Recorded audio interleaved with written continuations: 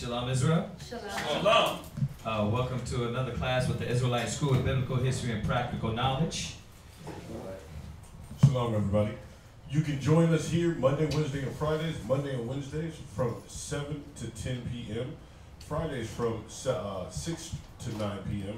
And Saturday morning Sabbath classes are held at 10 a.m. to 2 p.m. All right? If you're in the Houston metropolitan area, please come feel free to drop by. All right? We also have classes in San Antonio, Texas. The address out there is 4219 Centergate Street, San Antonio, Texas, 78217. All right? We also are located in Albuquerque, New Mexico. So if you're ever in the Albuquerque, New Mexico metropolitan area, please feel free to drop on by. The address out there is 501 Copper Avenue, Northwest, Albuquerque, New Mexico, 87102. All right, so for the announcements that we got going on this week are the class days. I already mentioned that. Classes in Austin, that's to be announced. We have kids class every Sunday from 12 to 1 p.m. All right, you can, however, watch pre-recorded classes on ISBHBK Kids.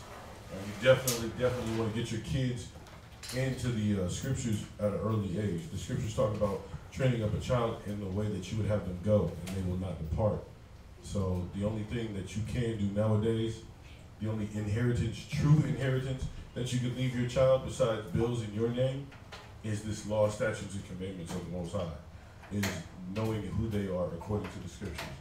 Their true nationality, biblical nationality. All right. You can also watch our other classes on ISBHPK.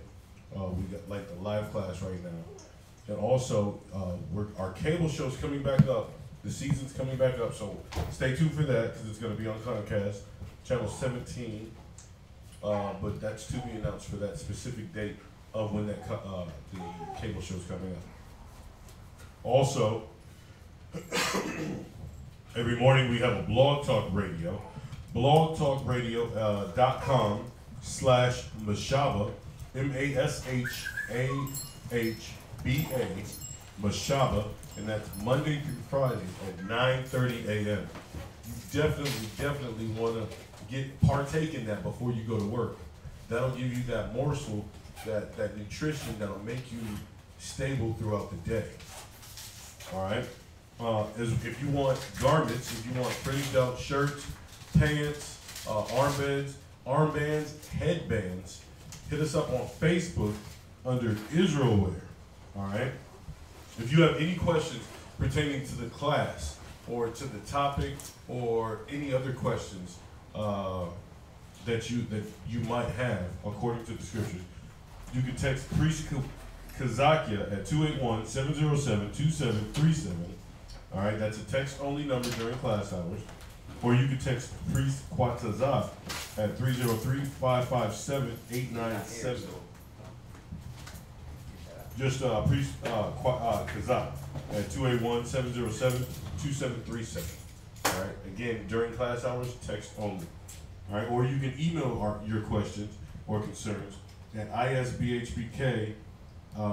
All right, any donations that you want to give, because we are always in need of them. They're always being put to good use. There was somebody who gave us some notebooks. We want to save up the water for that. But if you want to give pens, pencils,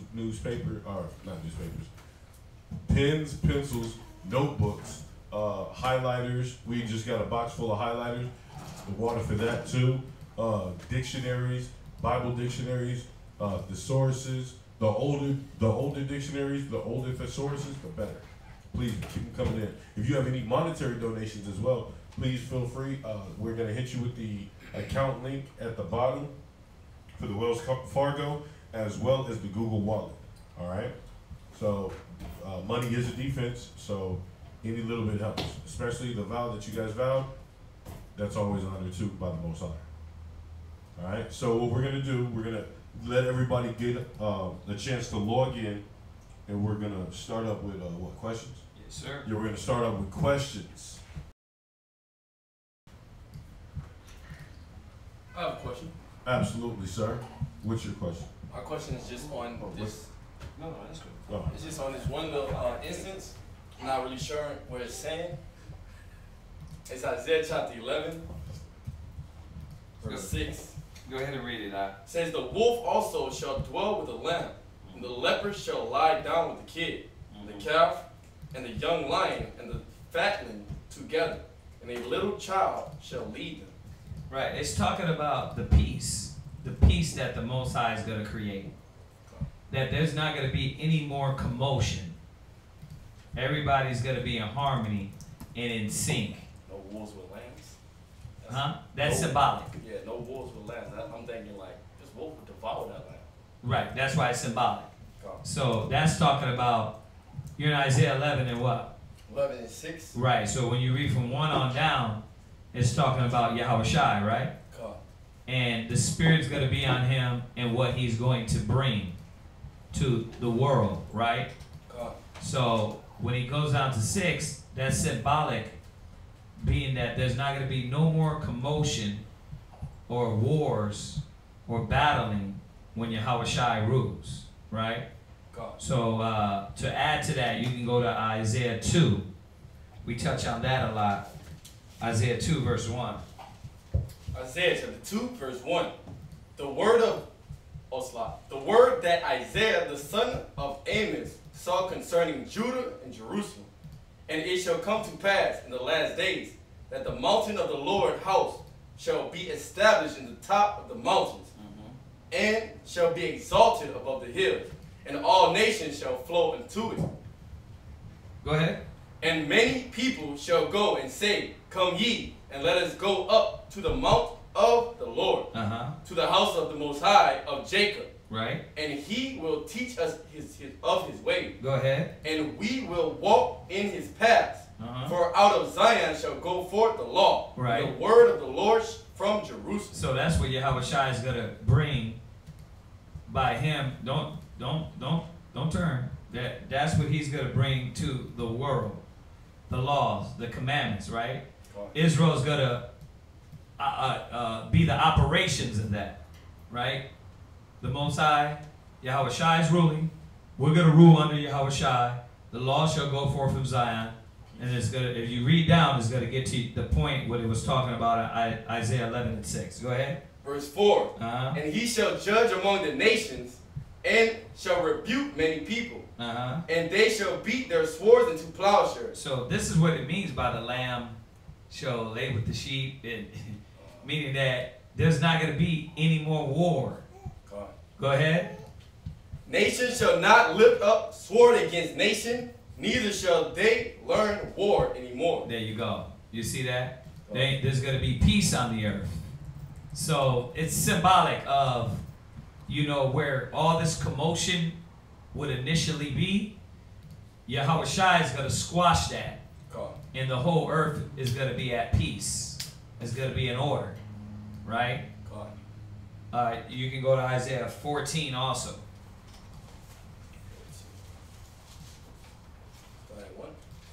Isaiah 14 and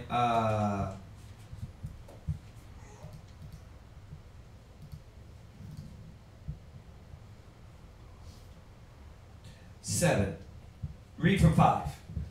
Isaiah chapter 14, verse 5. Yeah. The Lord hath broken the staff of the wicked, and the scepter of the rulers. Right. He who smote the people in wrath with a continual stroke. He that ruled the nations in anger. Right. So when is this gonna happen? When this man comes down, right? When Yahweh Shai's reign comes on the earth. God. Go ahead. He that ruleth the nations in anger is persecuted. And none hindered. Yeah. The whole earth is at rest. Right. And is quiet. Right. They break forth into singing. Yea, the fir trees rejoice at thee. Well, when is the lamb? What did it say? The wolf and the lamb and the leopard shall lie down with the kid, and the calf and the young lion and the fatling together, and a child shall lead them. When is this going to happen? When the whole earth is at rest. So it's symbolic of where there will be commotion. The Most High, there's going to be peace. Because we know a wolf is still going to have to eat.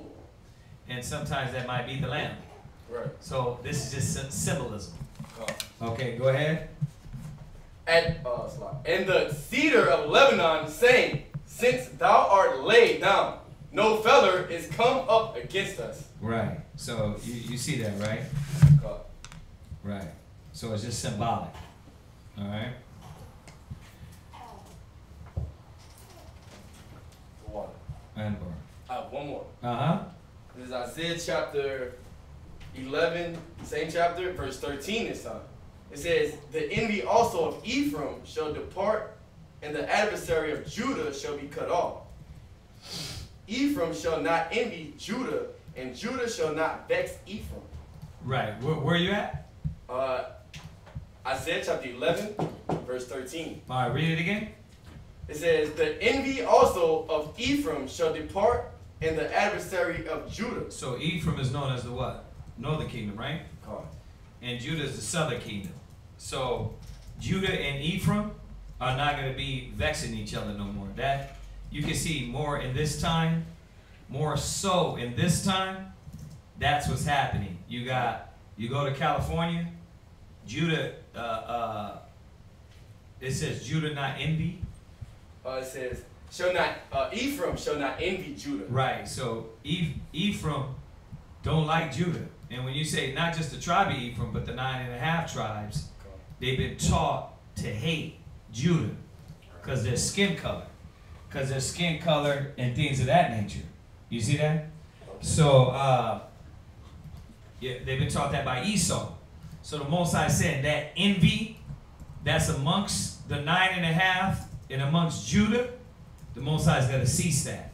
He's going to stop that because Judah's going to be lifted up as the head tribe. And you know, true brotherhood is going to be put back in the hearts of the whole nation. Okay? Because that hatred and envy is literally through all the tribes. Yeah, that's why I was wondering why did it specifically say Judah and Ephraim? That's the only question I had. Well, remember, Judah's the northern kingdom, southern kingdom. The 9 tribes ruled by Ephraim, or 10 tribes ruled by Ephraim, was the northern kingdom. So that's why it says Ephraim. Right. Yes, sir. All right. Any other questions? Anything in here first? No? Oh, you do? Go ahead, sis. I'm sorry. Okay. It's a question in Psalms 141 and 5. It's on the second precept. I don't understand that part. Let's go there. Psalms 141 and 5.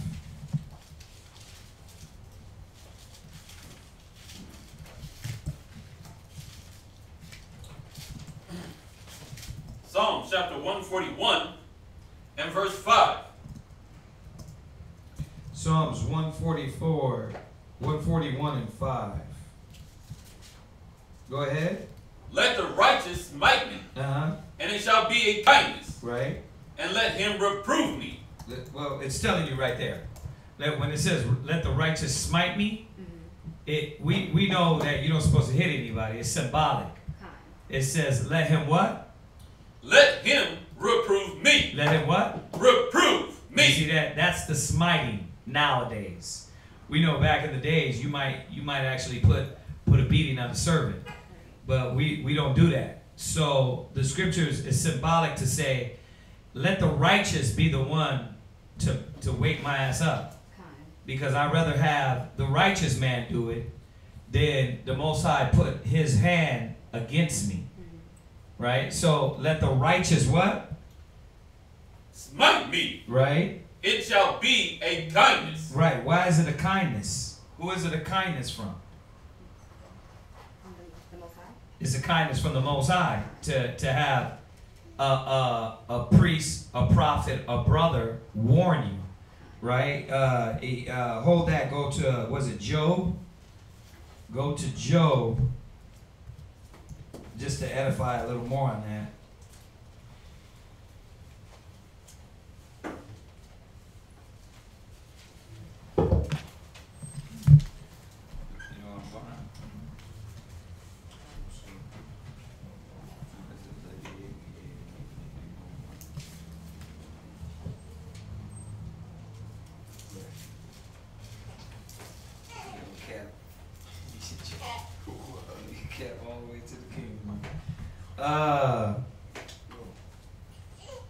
What? No. Go to Job 33. So this question is about, what is this question is, who's here in class? Everybody here? Come. Okay, what is this question about? It's about getting correction. It's about getting corrected, right? Come. What point are we talking about now and edifying about correction? What? That it. Who is listening? We just said something, and then I went to jump to another scripture. What point were we on before I said, okay, let's go here? What was that point? It's a kindness to be reproved. It's a kindness to be reproved by who? The righteous. By the righteous, right? Come. Okay, y'all got to really pay attention to what is being said, man, so you can understand why we're flipping to certain scriptures. So it's a kindness that the righteous smite you. So Job 30. So what precepts go with that point? That being smitten by the righteous is a kindness. That's what we're looking for, right? Come. So when I go through my mental database, right, this is one of the scriptures that first hit me. Well, where's the kindness? Right? Okay. So read that. Job 33. And you're going to start verse 33, verse 17. Job chapter 33. Okay, hold that. Go ahead. Verse 17. Go ahead. He that he may withdraw man from his purpose. Right. So when you read up, the Most High speak once, yet twice, but man perceive it not. Right? In a dream, in a vision, upon his bed, upon his sleep, the Most High tries to hit you. Right? Okay. But sometimes that don't work. You wake up and you still go do something stupid or ignorant or dumb. Go ahead. And hide pride from man. So what the Most High is still saying is, so this man won't die. This woman won't die. Let me take them from their purpose. They're going out today thinking, oh, I'm just going to go hunkadory and go to work, go here, and then come back home. But the Most High is like, okay, let me withdraw him from his purpose because he's thinking he rules the day. So he's over here prideful thinking like he got it. No, this person don't got it. The Most High is going to have to intervene. So he withdraws you from your purpose. Go ahead. Verse 18. Uh-huh. He keepeth back his soul from the pit. Right. So we're going to get to this point in Psalms 141. How does he keep back his soul from the pit? Go ahead. And his life from perishing by the sword. Yeah, because he don't know. He's oblivious. He's thinking I can still do drugs. And I'm good. I get high every day. Ain't nothing going to happen to me. Right? But the Most High is this might be a brother that is chosen. A sister that is chosen. So the Most High is saying, you know what? Let me keep back his soul from the pit. Let me have him oversleep. Right? Or let me have him be on time. Where? He's going to be on time right when that brother is preaching, teaching the knowledge. So what the Most High do? He intervenes and sends somebody to tell you, let the righteous smite me. Now you thinking your day, or you broke down in the street with a flat tire, and guess what? A brother passed by plastic flyers. Or you broke down in front of a street speaking. Or you pop into a store, right? So somewhere that the Most High is going to intervene in your life and have divine intervention to take you off what you think you're doing so you can be called, so you can be protected, right? Depending on what instance, right? We're talking about letting the righteous smite you. Why? Because if the righteous don't wake you the hell up, you might just fall into that pit. So I gotta withdraw him from his purpose. I gotta withdraw her from her purpose. So you're thinking like, I'm gonna go to school. I'm gonna make all this money. I'm gonna do this. I'm gonna do that. Most High's like, lie. You're going to be a humble sister with your head covered. No more slut dresses. No more makeup. No more filthy gear, right? No more spandex in your spleen, right? You're going to come to the knowledge. And you're like 2 years, 3 years later, you're like, how the hell did I end up here? Well, the Most High withdrew you from the pit. He withdrew you from your purpose. Go ahead. He is chastened also with pains upon his bed. Yeah, and now what it's just showing us is that the level it can go to. Like the Most High hit you in your sleep. He hit you in your dream. You wake up in sweats. Why? Because it could be you doing something wicked. It could be the Most High is trying to show you something. Go ahead. And the multitude of his bones with strong pain. Go ahead. So that his life is aborted. So that his life aborted bread. Yeah, man. The Most High put you through that affliction so you're like, I don't even want to eat. What's going on? I'm catching it. Right? But this is all to take you from falling in the pit. This is all to pull you from your purpose.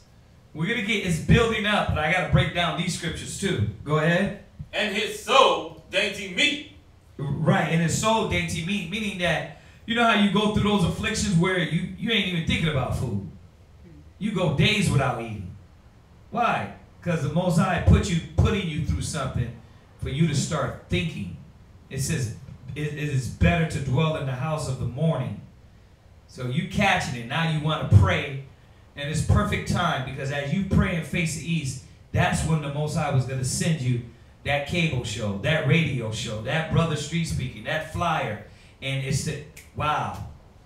You know what I mean? Dang. I was just praying for this. I was just asking for this to pull you from the pit. Go ahead. His flesh is consumed away. Go ahead. That it cannot be seen. Yeah. And his bones that were not seen stick out. Right. Yea, his soul draweth near unto the grave. Yeah. So now you're going to the stage of it almost feels like you're going to die. Go ahead. And his life to the destroyer. In his life to the what? Destroyer. Yeah. Meaning there's different instances. It's touching on different instances. You could be on the block selling those dime bags. You could be at home selling those dime bags. And the Most High is putting you through it. He's going to intervene. You waking up and sweat. We have brothers that be driving down the street sweating. Why? Because you're doing something wicked. You know what I mean? So you what? You looking around. Cops, they going to pull me up. I can't get pulled over. You been down streets. You been down this street. Why? Because you're doing something wicked. So what does the Most High do? Go ahead. If there be a messenger. If there be a what? A messenger. So the Most High needs to do what? Send you a messenger. See? So the righteous comes in and he what? He smites you. He wakes you up. He reproves you. That one messenger. Right? You doing wrong. You was doing wicked. But he sends what? That one messenger. That one brother, one sister that out of nowhere you never met. And they tell you something that's right. They correct you. Go ahead. With him. An interpreter. Yeah, it be that interpreter. You be that's when you want to get in the Bible, and then you know it's like in the New Testament when the I think it was the Ethiopian that was reading the book Isaiah. You know, and Philip came and was like, "Do you know what you're reading?" You know what I mean? You be reading, you be in the scriptures, and you be calling and praying to the Most High. Your spirit be calling out, Abba, Abba, right? But what does he do? He sent one messenger to do what? Smack you upside your head and say, look at what you're doing. Look at your life. He reproves you. Go ahead. One among 1,000. One among what? 1,000. Yeah, the Most High just one. It didn't have to be 144,000. It had to be that one brother that dedicated himself and gave himself to the knowledge, and that's awoke. And what does he do? He bumps into you. Go ahead. To show unto man his uprightness. You see that? To show, listen, you ain't upright.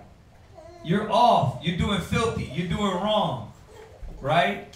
Now you got to re-examine yourself. The man, the woman you thought you were, you're not that. You're realizing, damn, I'm filthy. I'm dirty.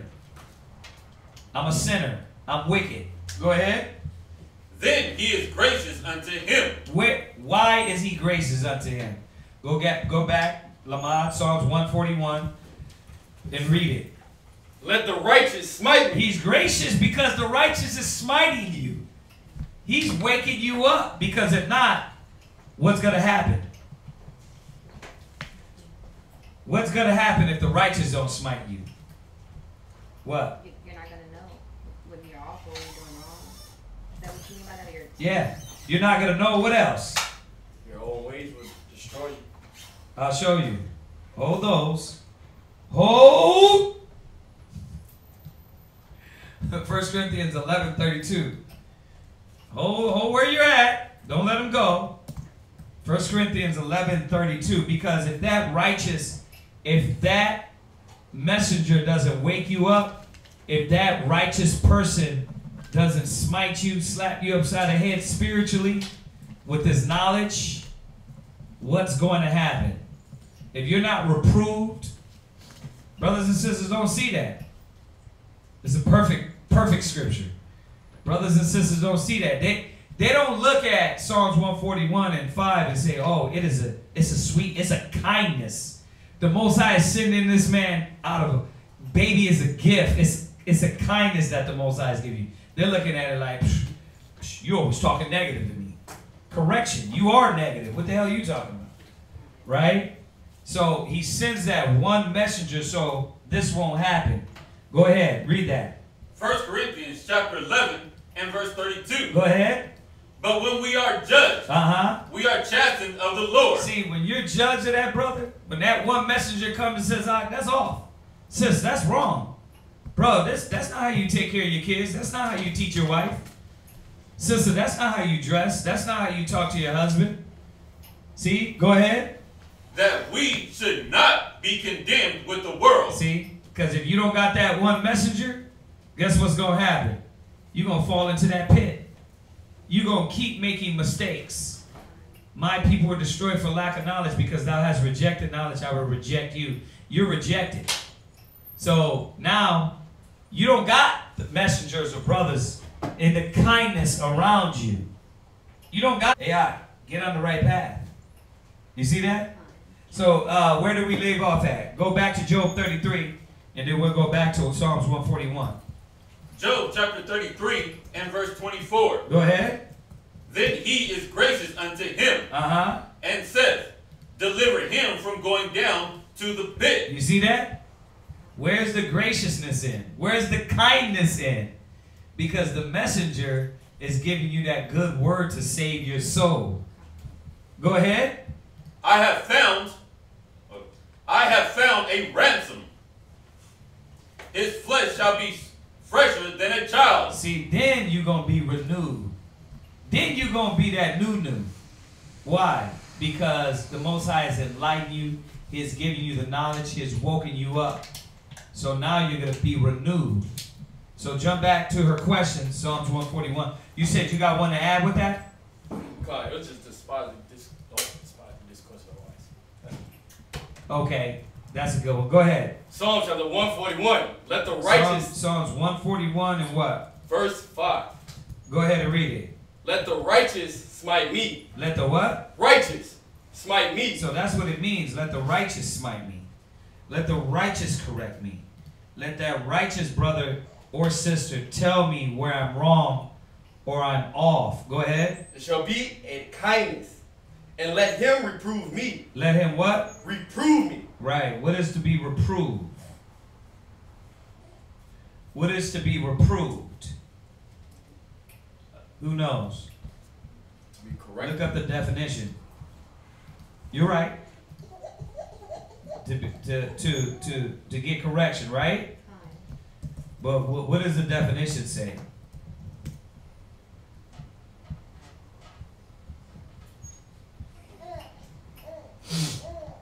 What does the definition say? What you got, sis? It says to scold or correct, usually gently or with kindly intent. You see that?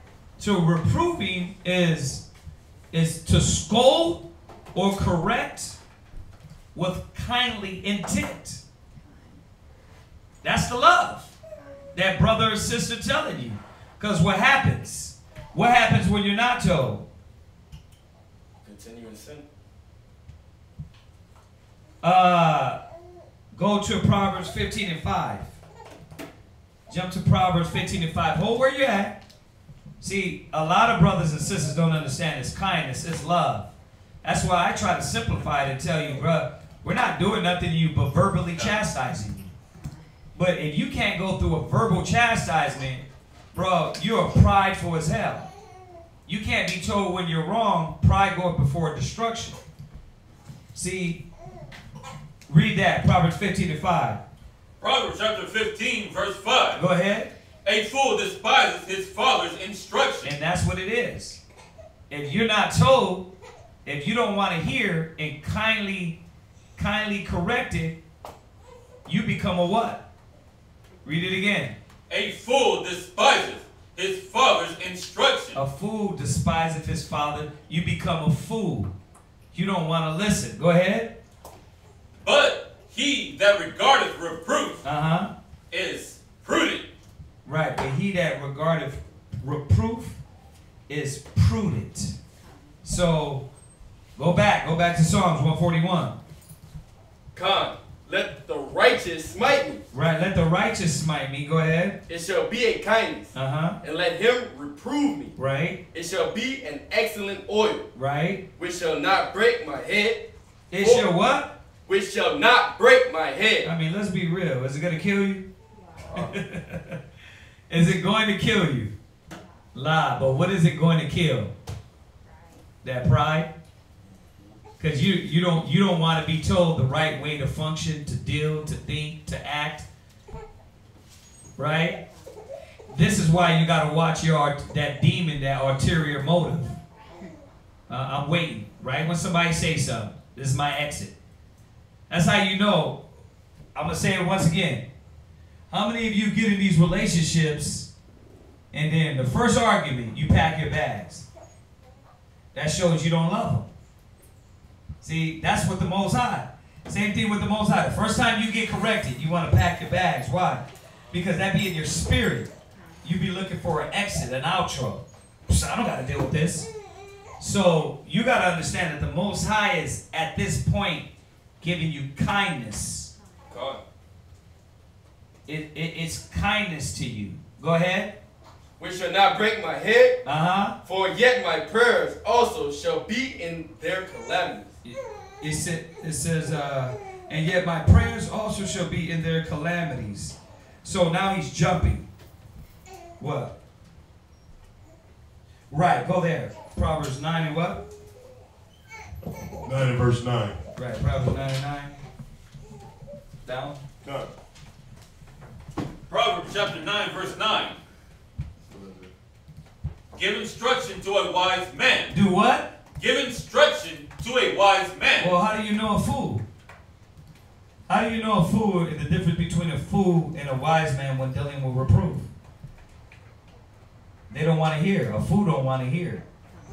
They don't want to even consider. We went over that the other day, right? A strange and proud man is not daunted with fear. They're not touched with fear or respect for the Most High. See, you got to watch that spirit. It's like Cain. Go ahead. And he will be yet the wiser. And he will be what? Yet wiser. He will be yet wiser. You see that? So that's what's going to happen to the breaking of the head. The oil. The reproof is like an excellent oil. Go ahead. Teach a just man, and he will increase in learning. You want to know why that brothers and sisters don't be increasing in learning? Because they don't want to hear reproof. They don't want to be corrected, and wisdom will not enter a malicious spirit. So, I mean, you got that, right, sis? I do. I also wanted to ask, in the very last piece of wisdom for you, my prayer also shall be in our calamities. I know you said it's jumping. Yeah, he's jumping now because he said, my prayer shall be in their calamities. Read on. Psalms chapter 141, verse 6. When their judges are overthrown in stony places, they shall hear my words. What? You see how he's jumping? So if you put that little piece with the next one, Okay. you see how that, for yet my prayer shall be in their calamities. Why? We read. When their judges are overthrown in stony places, they shall hear my words. Right, they're going to be overthrown. Why? Because they're not hearing. You see that? They're not listening. So, but when they're in stony places, you know what I mean? I was saying this the other day. When brothers and sisters act like, oh, you know what? I don't want to hear your mouth. All right, when you're in stony places, then you're going to be like, damn, I should have listened. Go ahead. They shall hear my words, for they are sweet. Right, you see that? So they're sweet because a wise man heareth reproof. But a fool don't want the reproof. They don't want correction. So you got that? Okay. You got something? Yeah, it was a question about the fast. Because the camp is doing the fast for brothers and sisters for the elements of the flesh, right? Right, the ones that are part of the camp doing it. Right, and we're doing it for unity as well, right? I thought so. Kai. So we are doing it. Right. We the camp. Go ahead. It's kind of rhetorical, but yeah, no, I get that. So here's the question. The question is, okay, if we're fasting for if we're fasting for the camp members whose elements of the flesh, and they're in the predicament because they didn't adhere to the advice before, so it caught up with them. There's some brothers. What's the question, huh? Whose question is it? Is it online? No, it was written down. Oh, okay. All right, so go ahead. So the question, you're doing your thing. Go ahead. You're overcomplicating the question. Okay. Well. Go ahead. Okay. Well, is it wrong? Don't you think it's kind of useless to fast for a person that put themselves in that predicament under the element? The brothers and sisters came in the truth. A lot of brothers and sisters were born with ailments. If a brother or sister is born with diabetes, it's nothing that they did. That was hereditary, right? They gained that from their parents. Now, yeah, they probably inflamed and helped it, right, by not having wisdom. But when they got in the truth, the wisdom was there, right? But it might have been too late. Those diabetes grabbed hold on them quickly, right? Right. So now they got to function with the diabetes. They got to function with the back pains, right? In the truth. So, what's the question then? So now that everybody understand that. That's common. Y'all get that, right? That some of you, it's like is there two questions here? Because one thing that sounds like you're saying is somebody's getting punished for their iniquity. The other thing is that what we're talking about, we're praying for brothers and sisters that these brothers and sisters have been fighting ailments for a long time, even before they got the truth. And now that they got the truth, trying to apply the wisdom and knowledge of how to eat, take care of their body, mind, and spirit, they still got ailments. They still had to deal with it, like Paul, right? It said that he had the thorn. He went to the Most High 3 times, and the Most High said, "My grace is sufficient for you." That means that the Most High didn't take that thorn out of his side. Whatever it wasn't taken out of his side. It wasn't like, okay, here, Paul, you go ahead. No, he was like, listen, you got the grace. You're here. You're standing here and breathing. Yeah, you might have a little pain in your feet, but don't worry about that. You keep fighting. You see that? Yeah. So it is possible for a righteous man to suffer afflictions in the bodies. But as us, as body members, are we made to suffer for that person? Yeah. Yeah, we are made to suffer for that person. Let's go to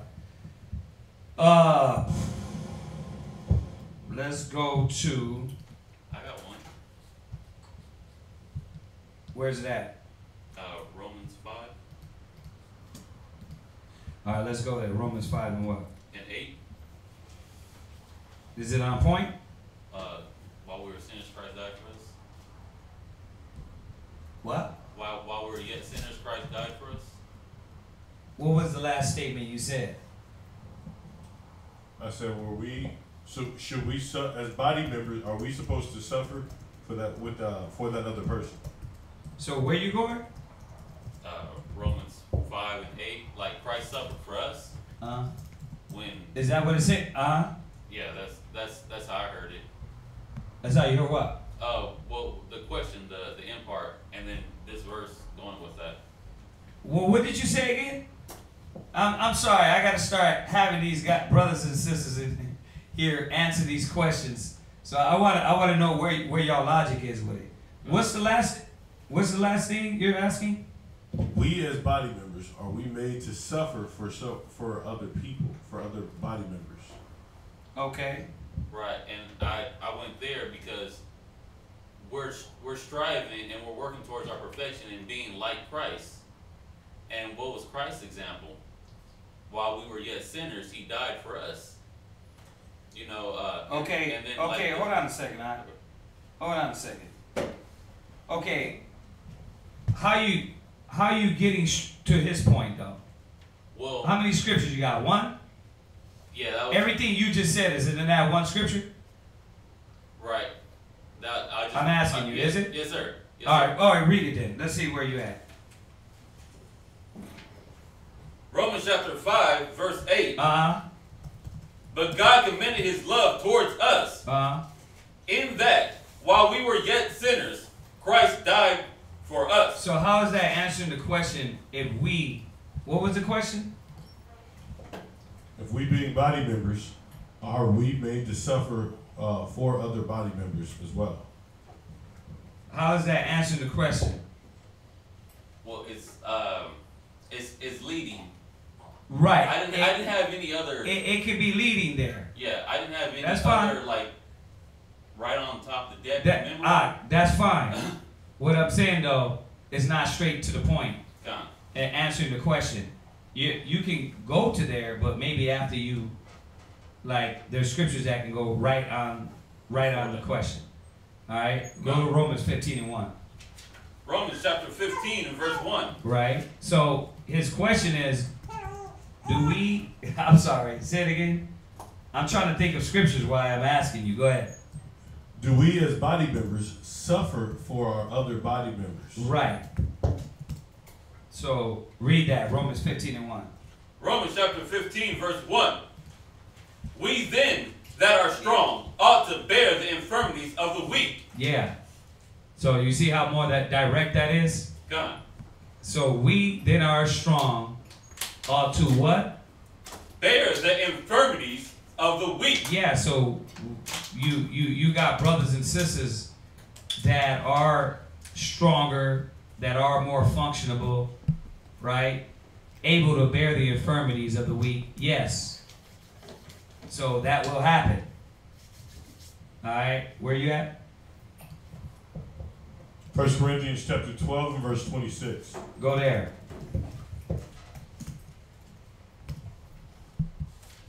1 Corinthians chapter 12, verse 26. And whether one member suffer, all the members suffer with it. Right. So why? Because the strong is going to do what? Bear the infirmities of the weak. The strong is going to bear the infirmities of the weak. And I don't want to discourage y'all pulling scriptures. I want y'all to do it, but I want y'all to be on point with them. You know what I mean? Think about it before you pull it. You know what I mean? So y'all can have it. So the strong has to bear the infirmities of the weak. Why? Because it's part of the body. You know, if you're if you get punched in the eye, right? Do your knees just stop working? Maybe for a second. Right? When you hold in your face, but you know what I mean, if you get knocked out, but in reality, your knees are gonna keep working to its fullest ability, and they're not gonna fail you and give up.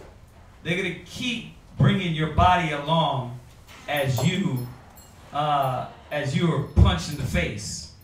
So the strong has to bear the infirmities of the weak. As part of the body, we got to hold the weak parts up. God. That's what it is. We don't abandon them. We don't, oh, you wicked, you off. We understand that some parts of the body, they got to get stronger. We got to get them to the level of strength that's needed, right? So you in the body, you're going to bear those infirmities, right? You go in the household. If your wife isn't up to standard, she isn't up to par. She's a new wife, and she's learning on how to be a wife, right? The husband is going to bear the infirmities. He's going to hold up and do more things till the wife is brought to that level. She might not know how to cook. So what the husband got to go do? Show her. He's bearing the infirmities. She might not know how to take care of the kids. So he's going to have to be patient to what? Show her. He's bearing the infirmities. You don't just be like, well, you don't know how to cook, you don't know how to clean, you don't know how to do this, I give up.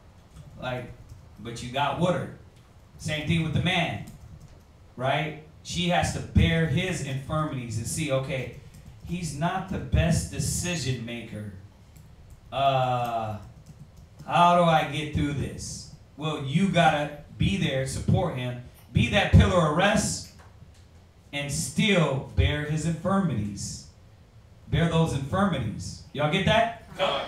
Abadiah, you said you had one? It was the scripture he just pulled in 1 Corinthians 12:26. Okay.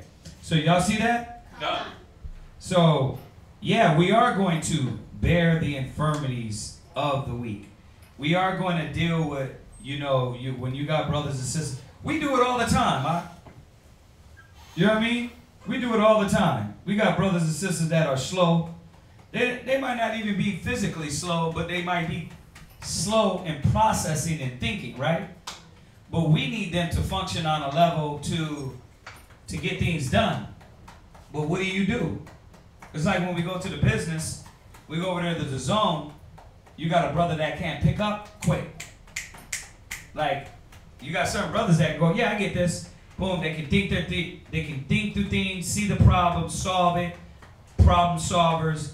They can get what you're saying and take a wide circumference look at things. But then there's brothers that are narrow-minded. You tell them one thing, they're like, well, you told me to do this, but now you're telling me to do this. I don't get it. Y'all are confusing. You gotta do what? Don't worry about it. Let's go. We're gonna keep going till you comprehend. You bear the infirmities, right? He might not be functioning to the level that's needed. Same thing with the sewing.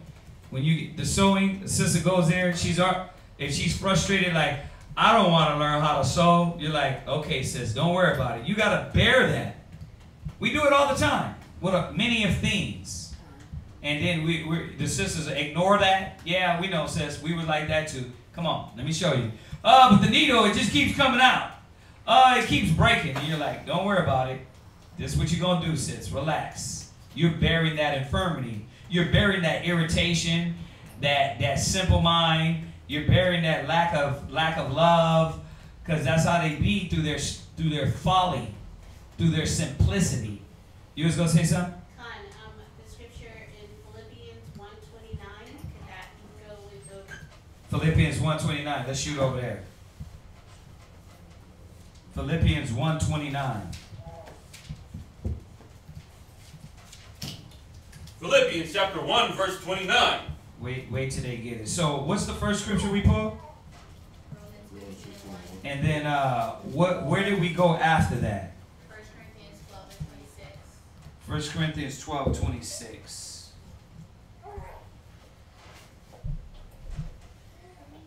Okay, where are we at now? Philippians chapter 1, verse 29. Uh-huh. For unto you it is given in the behalf of Christ, not only to believe on him, but also to suffer for his sake. Right. So we're going to suffer and go through these things that the body goes through. We're going to suffer and bear the infirmities of the brothers and sisters that might not have the strength at the time. Now, don't be narrow-minded. They don't have the strength in many different things, not just physical ailments. Okay? What's that, sis?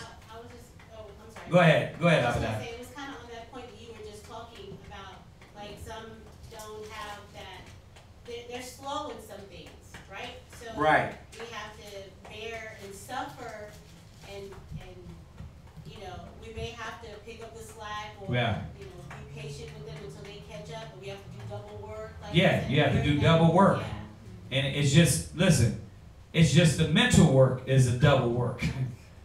Having to deal with them and suffer the mind state while they're huffing and puffing. They're not giving a damn about you pouring your spirit into them and patience and kindness and long suffering.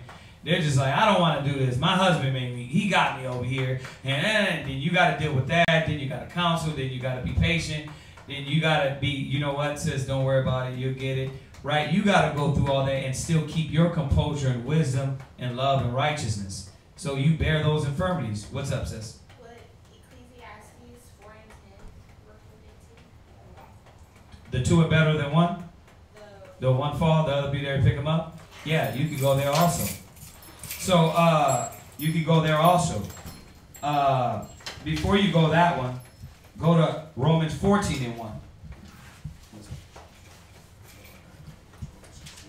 Romans chapter 14, verse 1. Him that is weak in faith receive ye, but not to doubtful disputation. Not to what? Doubtful disputation. No, so read it from the top. Read it again, because I missed the point we're on. Go ahead. Him that is weak in the faith Go ahead. receive ye. That's the point. Him that is what? Weak in the faith receive ye. Yeah, we got brothers and sisters that are sick, and they be weak in faith. They be weak in faith. It's like you have to go back over, like, bro, you've been here this long and you still don't get it. And because their body, I just had to tell a brother, I'm like, he spazzed on me. He spazzed on me, you know, but the brother's been here a while, and he's going through some physical ailments. And I knew, I'm like, let me just not say anything, because I understand. Physically, when your body wears you down and it pressed down and it's pain and suffering, you can say stupid things. You can do stupid things. So I let him relax, and then what? Gather his thoughts, and he came back, because he is righteous. He came back and apologized. I was out of line. Sorry about that. That's the infirmities I had to bear. You know what I mean? And I didn't do it through the doubtful disputation. I just, okay, let me fall back and bear his mouth right now and his disgruntledness.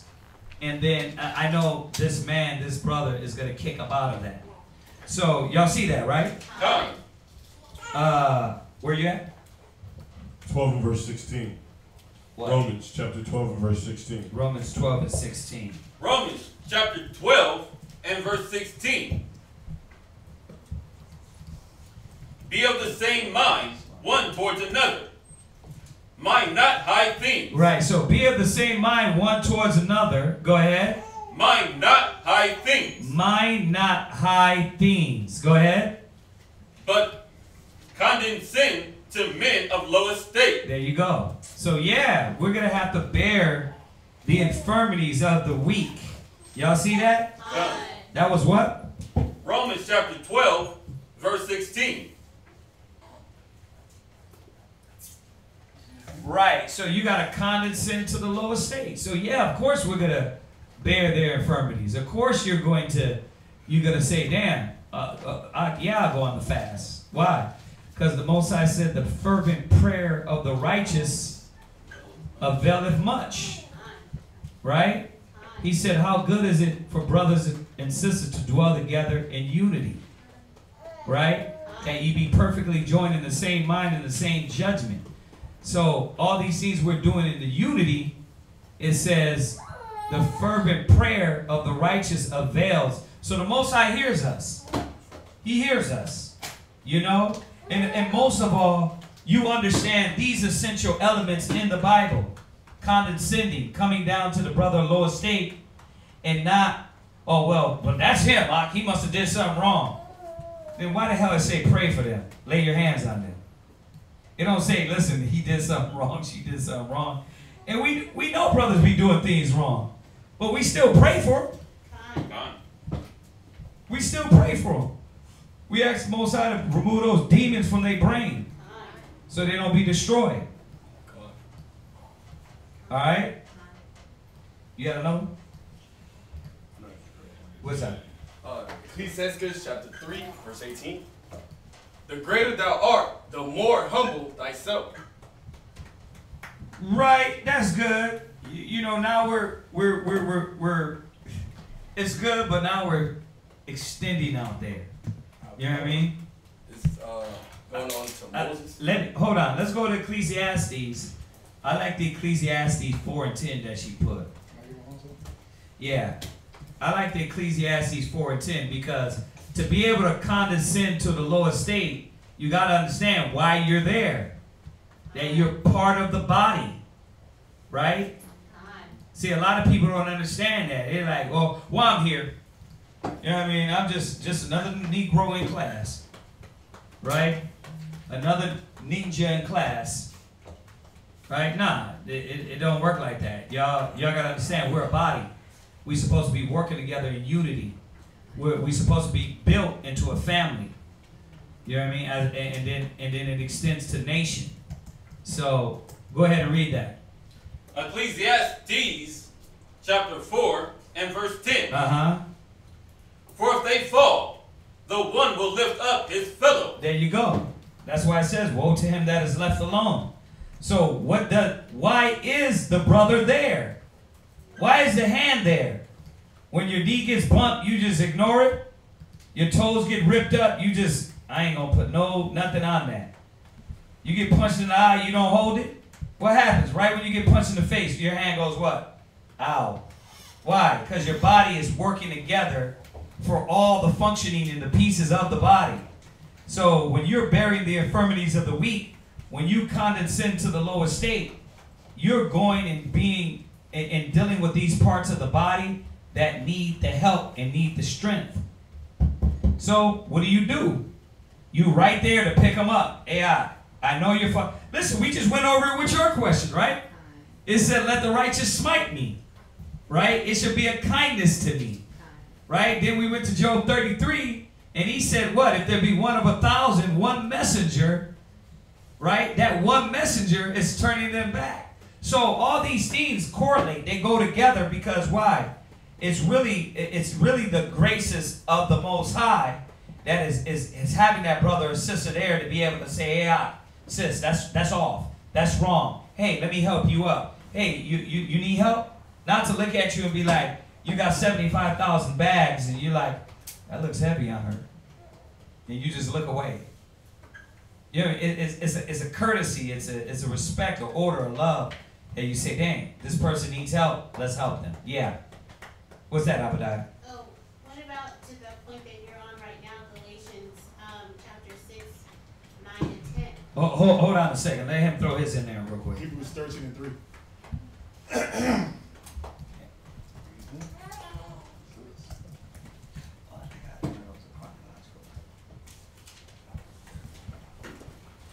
Hebrews chapter 13, verse 3.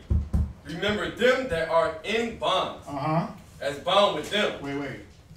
Hold on, let me turn up my Snare, my bass line, my treble. It says, remember that read it again. Remember them that are in bonds, and then forget them. as bound with them. Wait, then forget them? As bound with them. Act like you don't see it. As bound with them. Come on. And them which suffer at adversity. And them that what? Suffer adversity. Go ahead. As being yourselves also in the body. Because you're part of the what? The body. That's the key thing. You're part of the body. Go to 1 Peter 3 and 8. Okay.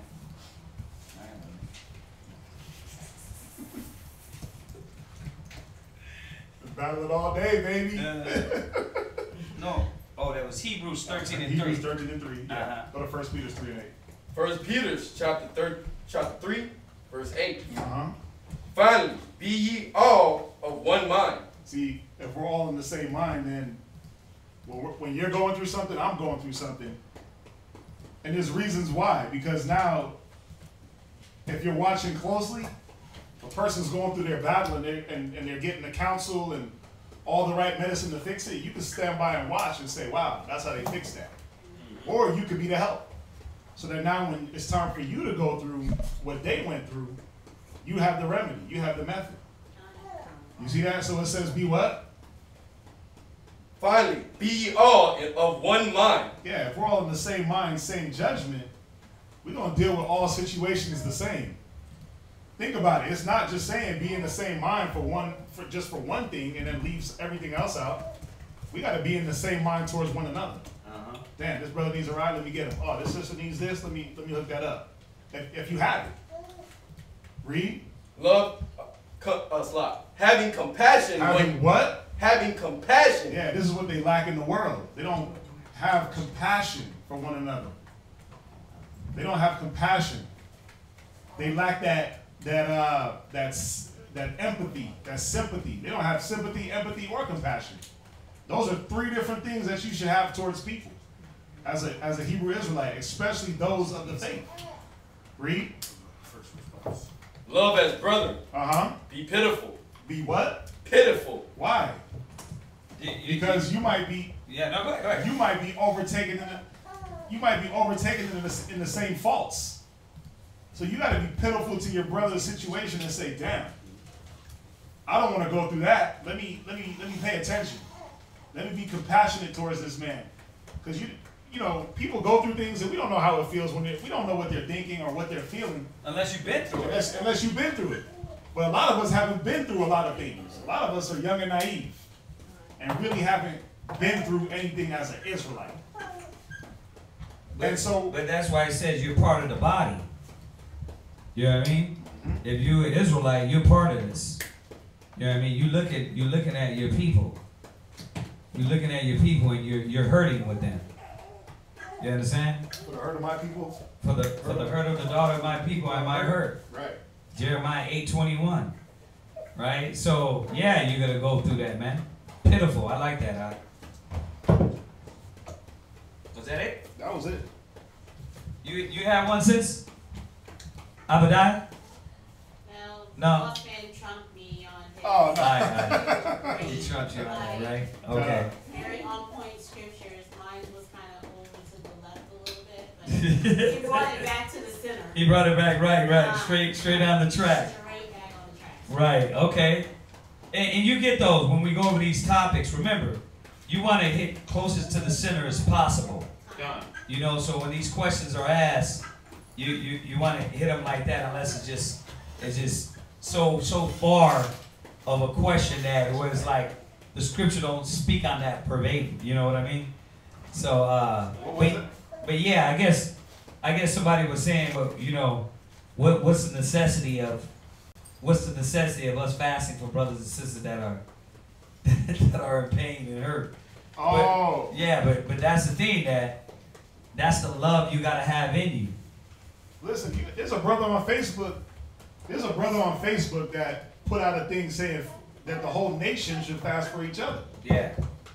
That'd be that dope. the whole nation he's saying July 25th, that the whole nation should come together and just do one big fast. That'd be real dope. Yeah. Oh yeah. That'd be real dope. A lot of brothers and sisters' mental, physical ailments would be alleviated just off of that little bit of unity.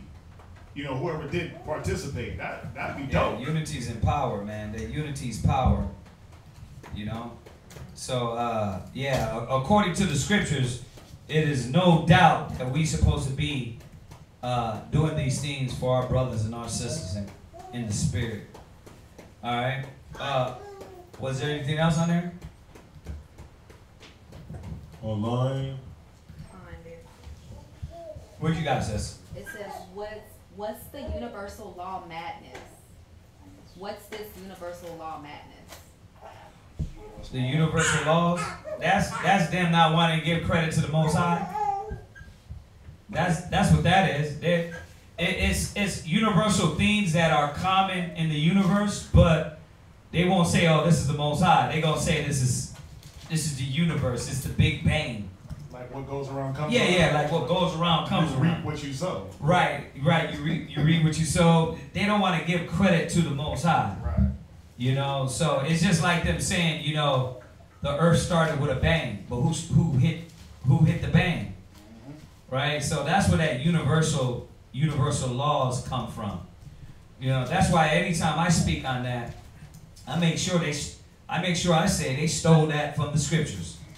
You know, they stole that from the knowledge, because everything the Most High, it's like the Most High don't micromanage, right? You reap what you sow, right? He ain't sitting down there micromanaging. The angels and spirits are doing those things. So the stuff you put out comes back to you, right? They call it karma, right? Right. The scriptures say you reap what you sow. So they stole it from the scriptures. So The scriptures call it being a fool. yeah, Basically. but there's many fortune cookie universal law sayings that they stole from the Bible. So I mean, speaking in general, all of that is because they don't want to give credit to the Creator, the Most High. What else we got? It says, if I kill someone under the make my day law, if someone came into your house and was a threat and you killed him, will the Most High forgive you, and did I break the law?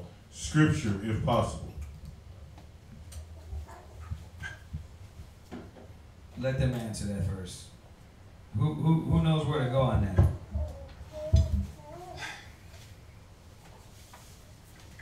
Who knows where to go? Where are we gonna go on that? What the law say? Y'all know what the make my day law is, right? The make my day law is that if you infringe on my property, I have the right to shoot you no matter what. I can shoot you, And you can die. and you can die as long as you're in my house. So they would say, like, the loophole behind that law is if a cat's on your front porch, you shoot him and pull him in the house to get away with it. But just so y'all know what the law is, you can shoot a person within your house, within your dwelling quarters. He can die or be injured, and you won't be prosecuted for murder.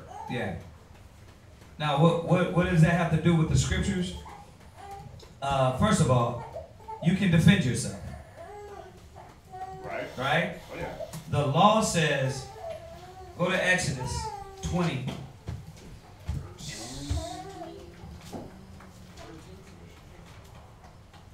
Verse what? 13. Go ahead and read that. Thou shalt not kill. Right. So in Hebrew, that's murder. It's tazarach, which is murder, not kill. Harag is kill. Tazarach is murder.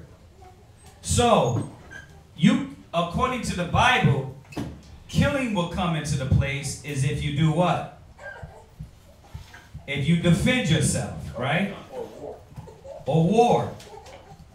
That's killing. Murder is I'm watching you, I'm finna rob you, steal your stuff, kill you. Or I'm finna just kill you for no reason because I'm angry with you. Right? That's murder. So the scriptures tell us it's not against the law to defend yourself. But thou shalt not murder, yes. So if somebody comes into your house, you have the right to defend yourself. Now, we went over this for Sabbath class. Where you got it? Okay, but we got to go to the point we're talking about now. All right? It's like Numbers what? Numbers 35, and I think it started at 16. That's why y'all gotta try to get to Sabbath morning class, man, because a lot of these laws we're reading over, and they're gonna give you the arsenal, the wisdom, the knowledge to answer these questions. Numbers what? 35, chapter 35, and I would think verse 16. That's when we start going into so that he died. Like if Right. We want to get. Hold on. Oh, yeah, 'cause this goes into a bunch of... Yeah, we want to get straight to the point. examples. Nah, it.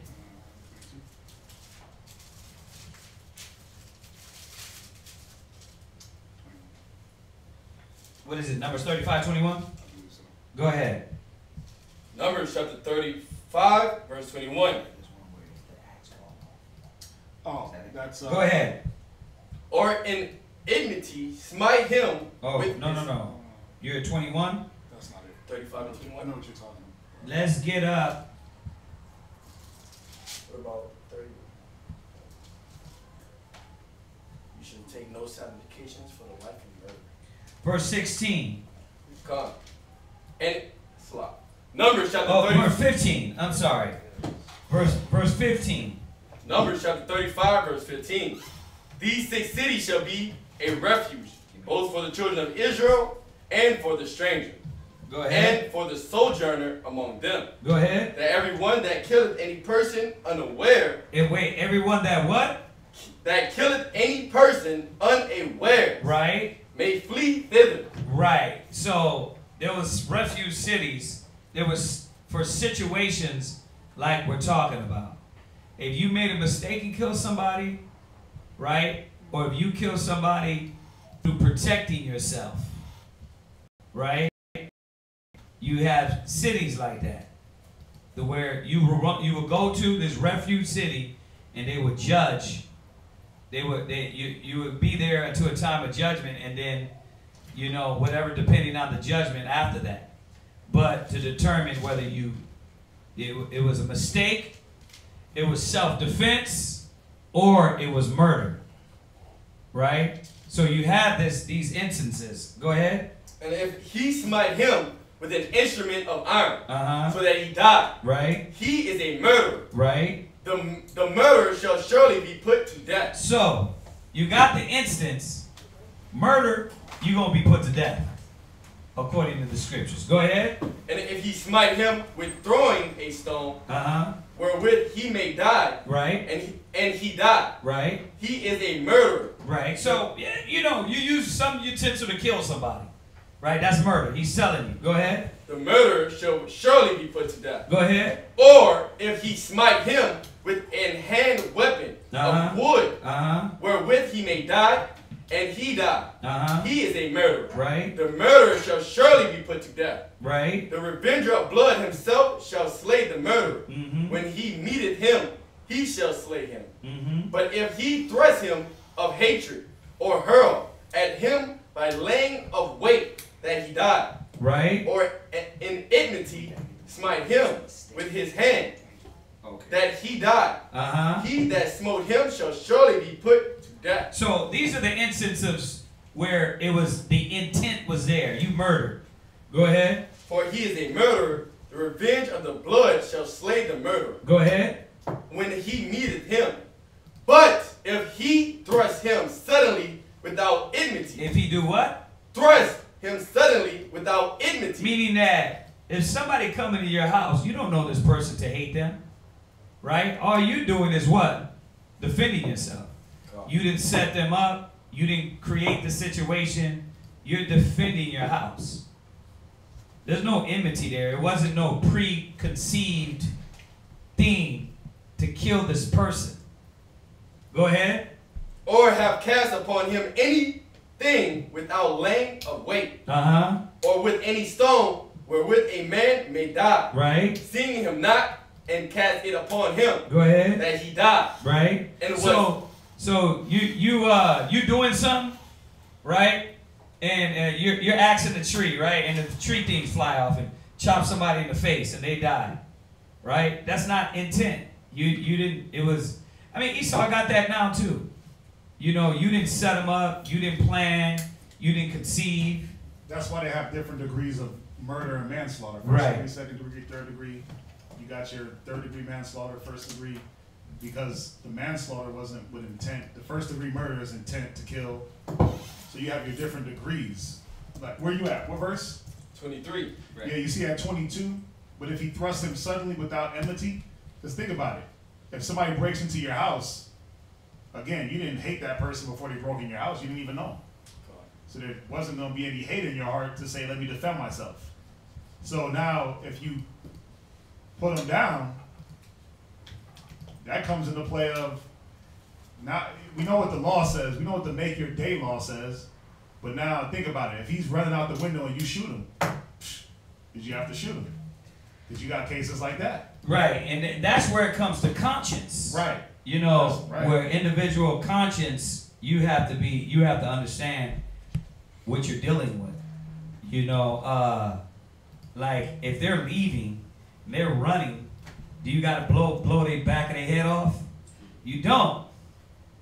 So, but who can only judge that though? Really, the Most High. You know what I mean? According to their law, you can do it. Right? Well, no, when a person is running away. But if they're still in the house. I've seen cases.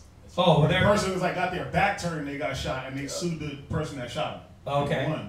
Well, so it got like little loopholes, little things in there where they right. try to follow the law and yeah, a little bit. But that's how Esau's. Remember, they stole everything from us. So there's some instances where you can see, oh, okay, yeah, that's like the scriptures say. But then they mess it up with their penal codes and annulling certain laws. But the simple fact is this: the scriptures is telling you it's okay to defend yourself. The scriptures is telling you that there will be mistakes making, and the scriptures tell you that you will be a murderer when you're a murderer. Common sense is letting us know this: if you didn't set this person up, preconceived, rob them, try to get something from them, and do something wicked, then this person came into your house, you can defend yourself. There's nothing wrong with that. Right? That's the common sense of it, man. But anything else, you're what? You're a murderer. Now, so if you're even going to go back to that law, if they're running from you, you might not want to shoot them in the back of the head. Conscience sake towards the Most High, and conscience towards this law here. But if somebody's trying to kill you, bro, you gonna fight. You gonna defend yourself and your family. Period, point blank. Somebody walked in here with a gun, and I don't got a gun. I'm gonna bite the hell out of them. You're gonna defend yourself. You ain't gonna let them come and shoot. You know what I mean? That's what I understand about all these shooters. Like it's like 50 of y'all there and nobody was behind him. Somebody was behind him that could have grabbed him, but you was too damn scary. Somebody, think about it. You don't just go in a place. Like if somebody will walk up in here, you gonna be behind them. They might be looking at me, but you know what I mean? Or they might look at you and we'll be behind them. Somebody gotta be, you know, manly enough to say, listen, I'm not going out like this. You know, but yeah, man, defend yourself. What else? Well, the second part of that question is, if you kill someone under the Make My Day law, and that came into my house and I shot and I killed them, am I going to be forgiven by the Most High? God, am I going to be forgiven by the Most High even though the detective let me go, or am I going straight to hell? Were you defending yourself? If you were defending yourself, the Most High knows what the intent the demon got is that came in there and what you did. If this person comes in your house, you got to defend yourself. Listen, you can kill them out of fear. You don't know what the hell they're going to do. You ain't going to act. Yeah, you don't know if they got a gun. They might come in at night. You think I'm going to ask them, hold on, is that a gun? Unless you're trained, you're going to be sharp like that. But when you're not trained, the average person, you shoot first and ask questions later. God. You know what I mean? So, no, the Most High knows. He knows your heart. He knows your intentions. And, you know, if your intentions is not to murder somebody, but to defend yourself, we defended ourselves against many nations. Why weren't we classified as murderers? Right? Why? Because we were defending ourselves. The Most High gave us that right. America gave us that right, boy. My God-given right. Next question: what is the proper procedure for getting married? Is a government certificate needed for a Hebrew Israelite? We went over that. Send him the link. We're gonna get you out the link. Yeah, we went over that like just recently, so we'll get you the link on that. That way we can move on to the next question. Ariel, there was a question up ahead. What is it? It says, my name is Samaria. I searched it up. It says a Hebrew original, and it means protected by Yah. Is that true? What he? Talking about her name? Yeah. It says. Oh, I'm sorry. Say it again. It says, my name is Samaria. I searched it up. It says a Hebrew original, and it means protected by Yah. Is that Nah. true? Shamar means to watch. Shamara, my sister's name is Shamara, which means to watch. So, she said Samara, right? It's S-A-M-A-R-A. Yeah, that's a version of watch, Shamara. Yeah, to watch. So you gotta recheck that. You know, when dealing with those Hebrew names, go to, you gotta get your phone, download a good app that got the Bible with the concordance in it. And then you can do it online, you check on there, and then if you got another Bible Hebrew, we use the Ben Yehudi. You can use 3 sources to check the words. Sometimes the so-called Jews, their little dots, those little dots they put up under the words can make it an adjective, noun, pronoun, and you might be thinking, oh, that's a noun and it's an adjective. That's how they do it. So you got to watch that. You got to try to use 3 different sources. But if you go and get your Bible, the Bible app that got the concordance linked to the verses, then you can look up the names that way, and you'll be able to see what those names are. And then I was always told have 3 different references when checking on a name. I recently messed up on that because I did 2, and I should have did 3. So you want to do 3 different references. You know. What else? Was Jesus a copy of Horus, Mithras, Kisserin, Dionysus?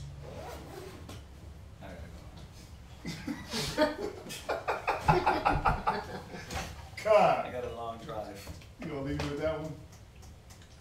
Jesus wasn't a copy of none of them. They were all a copy of Jesus.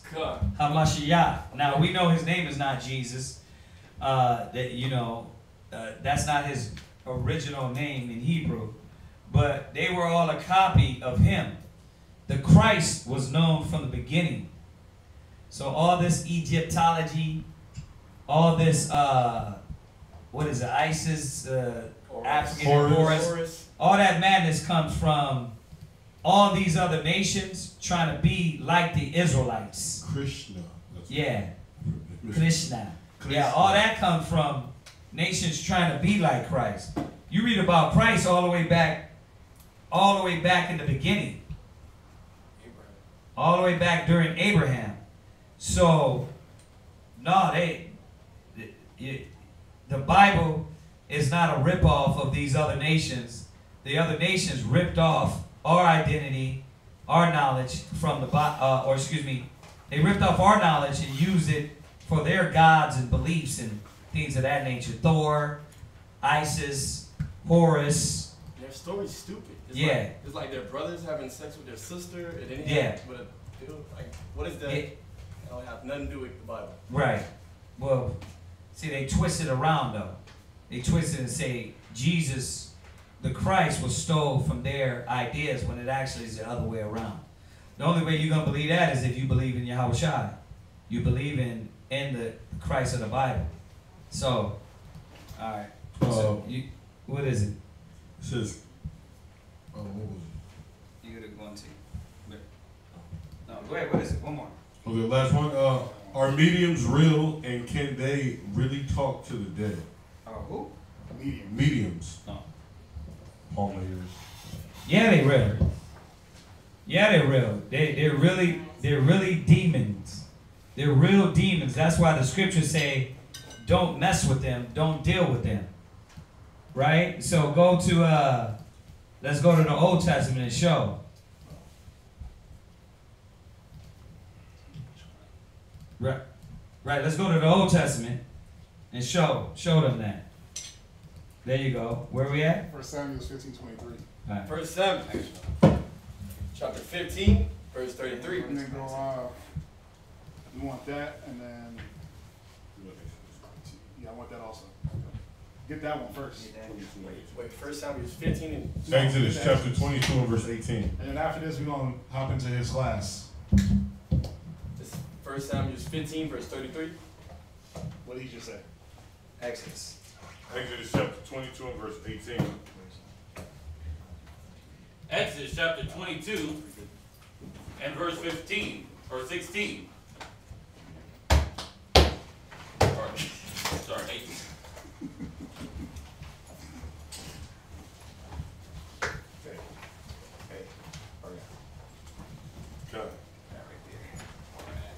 Go ahead, read.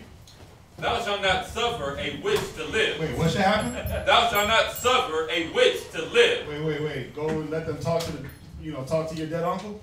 Thou shalt not suffer a witch to live. Let her conjure up the spirits of your dead children. Thou shalt not suffer a witch to live. Yeah, they're real because this is the witchcraft that they do. The mediums talking to, using Ouija boards and conjuring up the dead. It's real. But what does it say? Thou shalt not suffer a witch to live.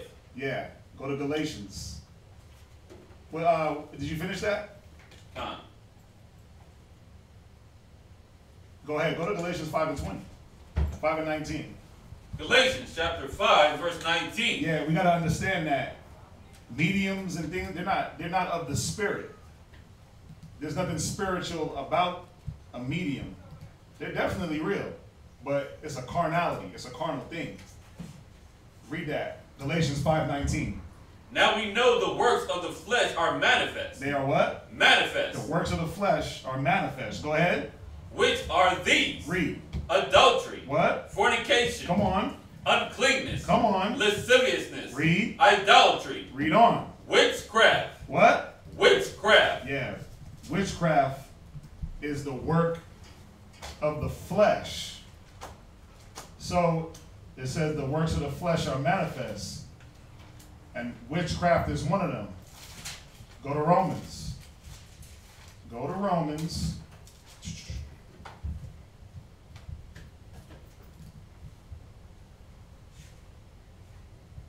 Eight and verse 5.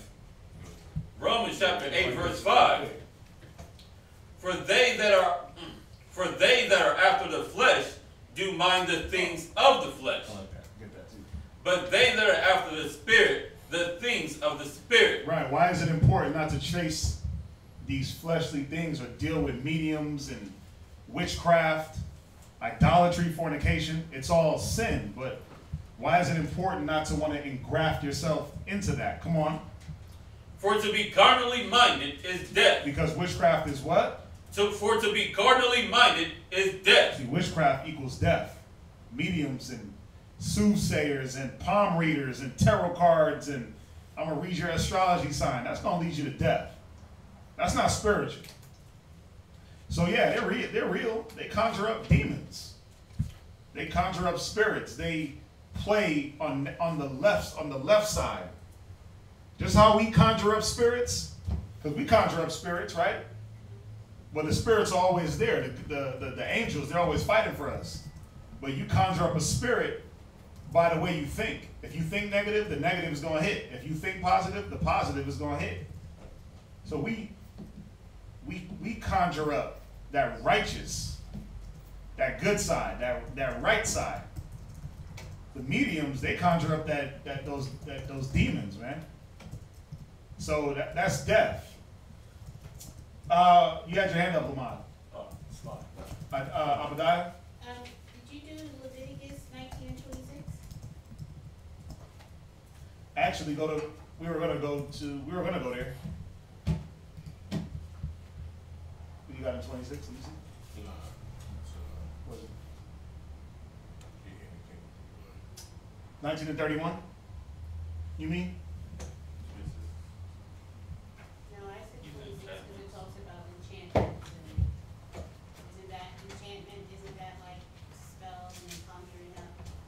Leviticus 19 and verse 26. You should be 19. Oh, I'm in 20. You should not eat anything. No, that's not Leviticus 19:26. Oh, yeah, you're right. Yeah, not 26. And then jump down to verse 31. Read that. You're right. Leviticus chapter 19, verse 26. Go ahead. Ye shall not eat anything with the blood. Right. So Neither shall ye use enchantment. Right. What is an enchantment? Those are like magical spells and, right? Witchcraft. It's witchcraft. Go ahead. Nor observe times. Go ahead. Jump to 31. Jump down to verse 31. Regard not them that have familiar spirits. Wait, do what? Regard not them that have familiar spirits. Yeah, we're not supposed to regard them that have familiar spirits or that deal with familiar spirits. Come on. Neither seek after wizards. Neither do what? Seek after wizards. Neither seek after wizards. Go ahead. To be defiled by them. Because what'll happen? To be defiled by them. Yeah, that wizardry, that witchcraft, that enchantment, that fairy dust, that's going to defile you. Tinkerbell, what's the dust that Tinkerbell had? Pixie dust.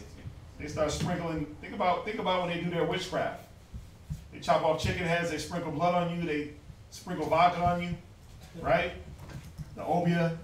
What does Levi do again? What do they do? Voodoo. That's not what you were talking about. Voodoo. Yeah. There's this store on the wall. Mm-hmm. I think it's called, is it Earthbound or? Baybrook? I don't know. We went into this mall and when we were going up to DC, I think it was like in Virginia. Anyway, I think it was called Earthbound. Mm-hmm. And literally the whole store was for like, they sold crystals and books and like the books that you could write the spells in, and they had the bowls that you mix stuff up in, and they dress it like I don't know, it was weird. Halloween. They don't come right out and say, yes, this is a store for witchcraft, but you know, they even titled it Earthbound or something like that. And it just had like nothing, like we went in there and I was like, I mean, there was, what is it, pentagram or the Pentagram? Pentagram. Oh, 5-star? Yeah, the pentagram was in there. They had these bowls where you could mix up spells. They had spell books. But it was literally tailored for women. Oh, they had a store like that in Baybrook. What was the name of that store? Yeah, it was along the lines of that. Like, Yeah, you go in there and like they got like cards you can make spells, and I was like, what the hell is this? Everything, but it was pretty much for Women, yeah. Like, there was nothing in the store but women in the store. They know, I never seen a male witch. They're called Warlocks. Oh, Damn. all right. Excuse me. Oh, They both said it at the same time. They're called warlocks. God. Oh, they real. warlocks here? Oh, in New Orleans, they got that same store, but the lady that's in there, she practiced that. when you're incarcerated because of freedom of religion, right? Mm-hmm. So I was at this unit. They had this spot where there's like 3 giant circles, and then what they do is they come out and they do the little thing. But yeah, they allow you. They allow. Oh, they allow the freedom of witchcraft. Oh, I see what you're saying. So you're a warlock, because I asked the dude that, and he was like, "Yeah, I'm a warlock." Showed me His warlock pass. credentials and all that. Yeah, whatever they get. That license. Yeah. Did you finish that? Finish that up so we can get to the next scripture and then we can get into his class. Go to Deuteronomy 18. 18 and what? 18 and verse 10 and 11. Deuteronomy chapter 18 and verse 10. Uh-huh. There shall not be found among you any one that maketh his son or his daughter to pass through the fire, Go ahead. or that uses divination, Read. or an observer of times, Come on. or an enchanter. You see all these things? They were all considered some form of witchcraft. So some sort of idolatry. Come on. Or a witch. Or a what? Witch. Read. Or a charmer. Or a counselor of familiar spirits. A what? Counselor of familiar spirits. Yeah, you wasn't supposed to deal with no counselor. Like, yeah, I can conjure up your dead son. I can conjure him up so you can talk to him and he can give you the last message before he died. How many of those movies you done seen? Like, yeah, I can conjure up the spirit so they can talk to you. Oh, Ghost, right? I forgot all about that movie. Wow, you went back. Yeah, Saul did it. And Saul, he was dead. You didn't know that until the end. God. Oh no, Saul. I mean, Saul did that for Samuel. I thought you were talking about a movie. I'm sorry, I'm No, thinking about something else. Nah, Saul did that for his dad, and basically most I said it country. You said Saul. Saul. Saul? I said Saul. S-A-U-L. Yeah. Saul did it to go and summon his dad, and the Most High took the spirit. He didn't summon his dad, he summoned Samuel. Yeah, Samuel. The story he's talking about let's is clear that up. Saul went to a soothsayer to conjure up Samuel to find out if he was going to win the battle the next day. So the Most High, because he controls everything, let that happen. Mm-hmm. And then Samuel came up and to tell Saul, basically, why did you call me? And before the sun goes down, you and your son are going to be with me in the forest. Because why? Read verse 11. Or a charmer. Or a counselor with familiar spirits. Go ahead. Or a wizard. Read. Or a necromancer. Read on. For all that do these things are an abomination unto the Lord. They are what? An abomination unto the Lord. Read on. And because of these abominations, the Lord thy God doeth drive them out from before thee. You see that? So we're not supposed to deal with that. So mediums, they're real, but you don't want to deal with that. The only mediator, the only medium you need is between you and the Most High, which is Christ. That's the only mediator you need. That's the only medium. The only medium we need is this Bible. And just to go, because it said, what was the last verse you read? Verse 12. Verse 12, last precept? Mm-hmm. Last precept. Because of these abominations, the Lord thy God doeth drive them out from before thee. So that's how we're not supposed to deal. But if you did deal, Leviticus chapter 20 and verse 6. Leviticus chapter 20, verse 6. And the soul that turneth after such as have familiar spirits, and after wizards, to go a whoring after them, I will even set my face against that soul, and will cut him off from among his people. You see that? Yeah, so you don't want to be cut off from the nation. You don't want to deal with that. All right? So hopefully that answers that question. We're going to hop into this brother's class. Everybody else that got questions online, just hold them until Wednesday, and we'll pick up from there. Take it away, Johnny. Take it away. So basically, we're going to be going right. You were taking too long. So basically, we're going to be continuing your class that you did on Samson. Right, okay. I want to talk to Samson. Just a little small intro. Yeah, so we went over Samson last week, right? Last Monday. And we dealt with Samson, I said Samson. What was that? Judges? Judges. 15? Mm-hmm. Absolutely. We're in Judges chapter 4. Or Judges 13, right? Mm-hmm. That's where the story of Samson starts. We dealt with his father, his mother, just checking out their character. You know, why the Most High blessed them with Samson, what was going on with the people at the time. We were definitely in captivity. Absolutely. Right? It was definitely wickedness going on in Israel. Absolutely. But Manoah and his wife were the few that were upholding righteousness, correct? God.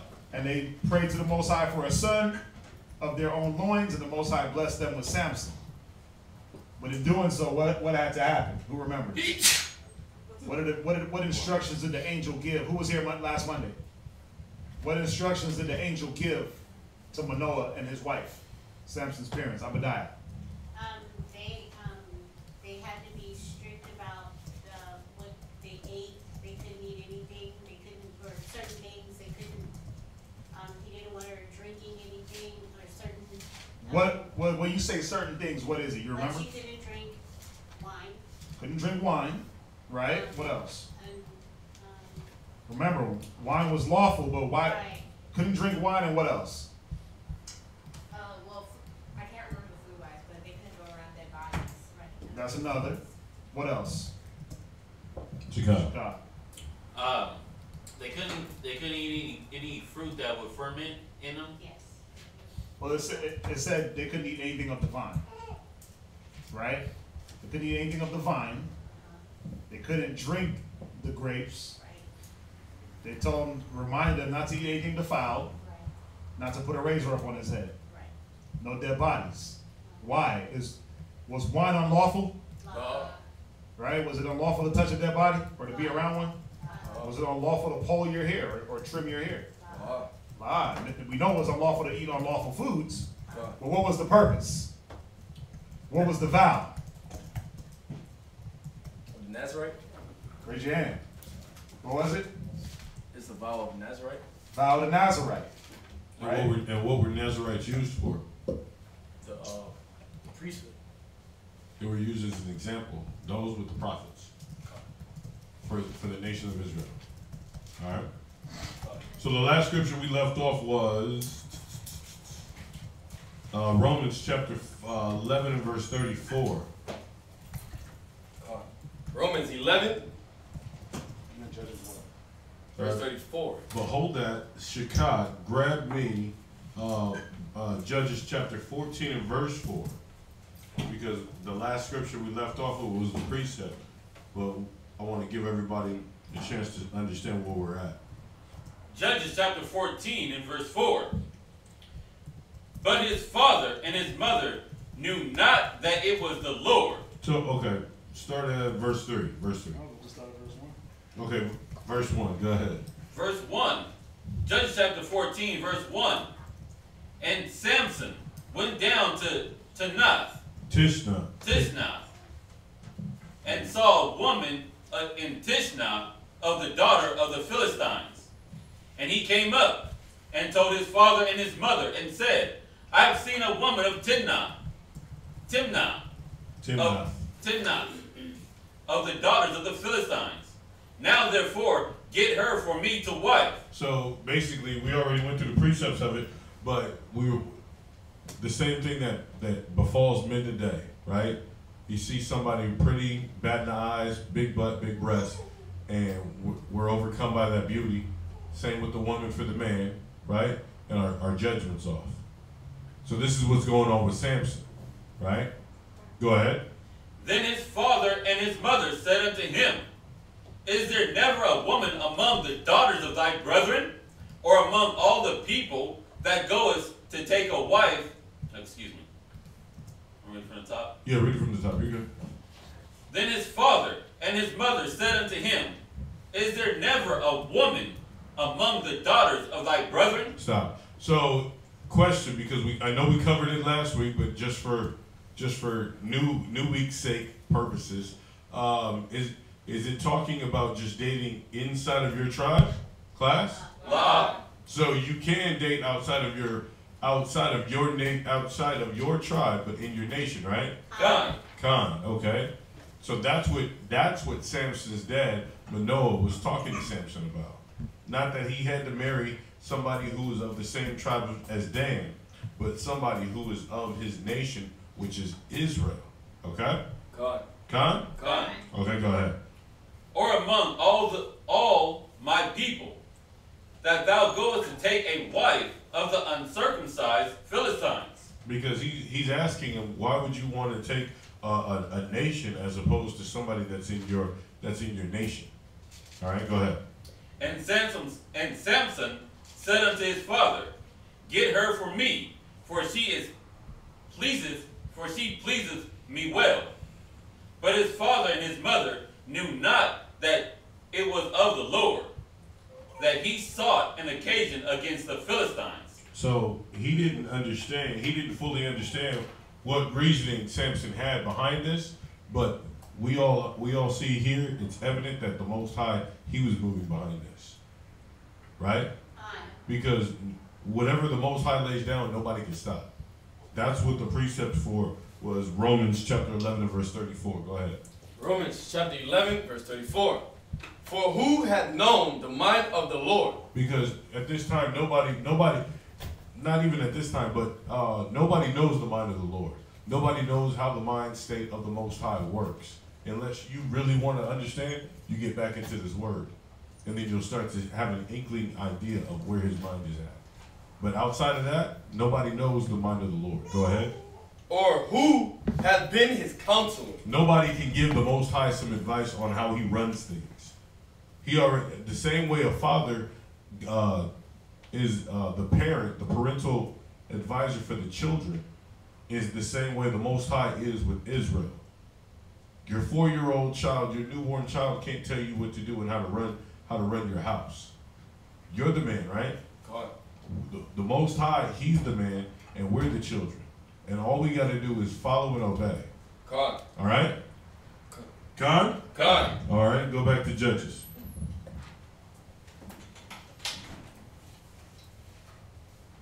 Same spot?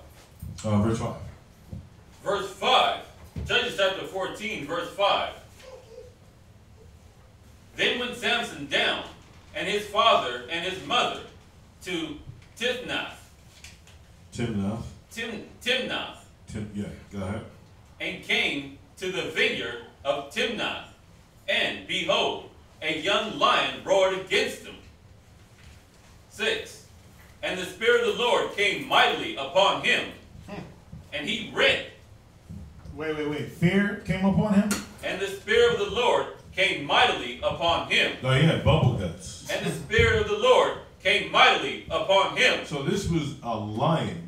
Does everybody know what a lion looks like? It's a rhetorical question, right? Come on, I'm a big guy. I know my heart be pumping. My palms will be sweaty, right? God. Right? God. Come on now. A lion, anybody knows exactly a ballpark figure how much a lion weighs? I think 350. That's as a young lion. Yeah. Yeah. It was simple. It maxes up to 500 pounds, 550 pounds. Yeah. That's almost a ton. So you got this big, bold, austere lion just in your path, right? God? God. Read. And think about it. Let's think about, the scriptures talk about things getting weaker through time. So imagine this lion was not the little mangy lion you see in the zoo suffering from depression.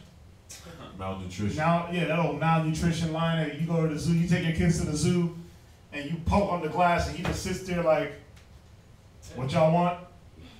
Dying of heat exhaustion. Y'all seen it? That's why I don't go to the zoo, because the animals look depressed. But he didn't run up on a little mangy lion, man. He ran up on a vicious man-eater. He was ready for war. This lion was big, ferocious. Was no kidding. It wasn't that old depressed lion in captivity. It just sits there like, yeah, I'm lazy as hell, crouching down. God.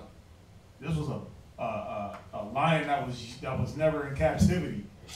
You see that? So he was used to this roaming and having his way. That's why they call the lion the king of the jungle. A lion will take down anything, or a pack of lions. A pride. A pride, excuse me. Packs or wolves. Packs of wolves. The lion and the wolf. Right? So, yeah, a pride will take down anything. So, I mean, just to kind of put it in context that, he didn't run up on the dude from Madagascar, the lion from Madagascar. He ran up on some real lion, God. Go ahead. Pause right there. I'm going to read this just out of the Josephus. And as he was continually come to her parents, he met a lion. And though he was naked, meaning he didn't have any type of weapon in his hand, he didn't have a bow and arrow, he didn't have a 12-yard, what is it? He had a 12-gauge shotgun, 12 he had gauge no shotgun. rifle. He had He ain't have a 50. Yeah, no like, 50 count. Like Esau needs. Oh, come on, We're man. gonna go hunt some lions. They out there in the Sahara with missiles, blowing up the whole Africa. Rocket launchers and shit. Hell yeah. Why? Yeah, they out there just with automatic weapons trying to kill animals, trying to kill lions. You trying to spray paint an animal with bullets, and he ain't even did that to you. You don't even. Come on now. But it said he met a lion, and though he was naked, he received him on set and struggled with him with his He hands. said it's on sight. On that he repped. He went in. He said, "What hood you banging from?" Right, basically like, all right. What's I that guess you you doing claim? this. You want these hands? What say you claim? God, he said he received them on set. Like, bruh, it's on. We doing this.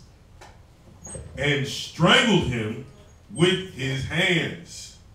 Now y'all gotta think about that. These hands. You gotta think about a lion. I want y'all to really think about a lion with a full-grown lion's mane. I want some pictures. I wanted some imagery up there, sis.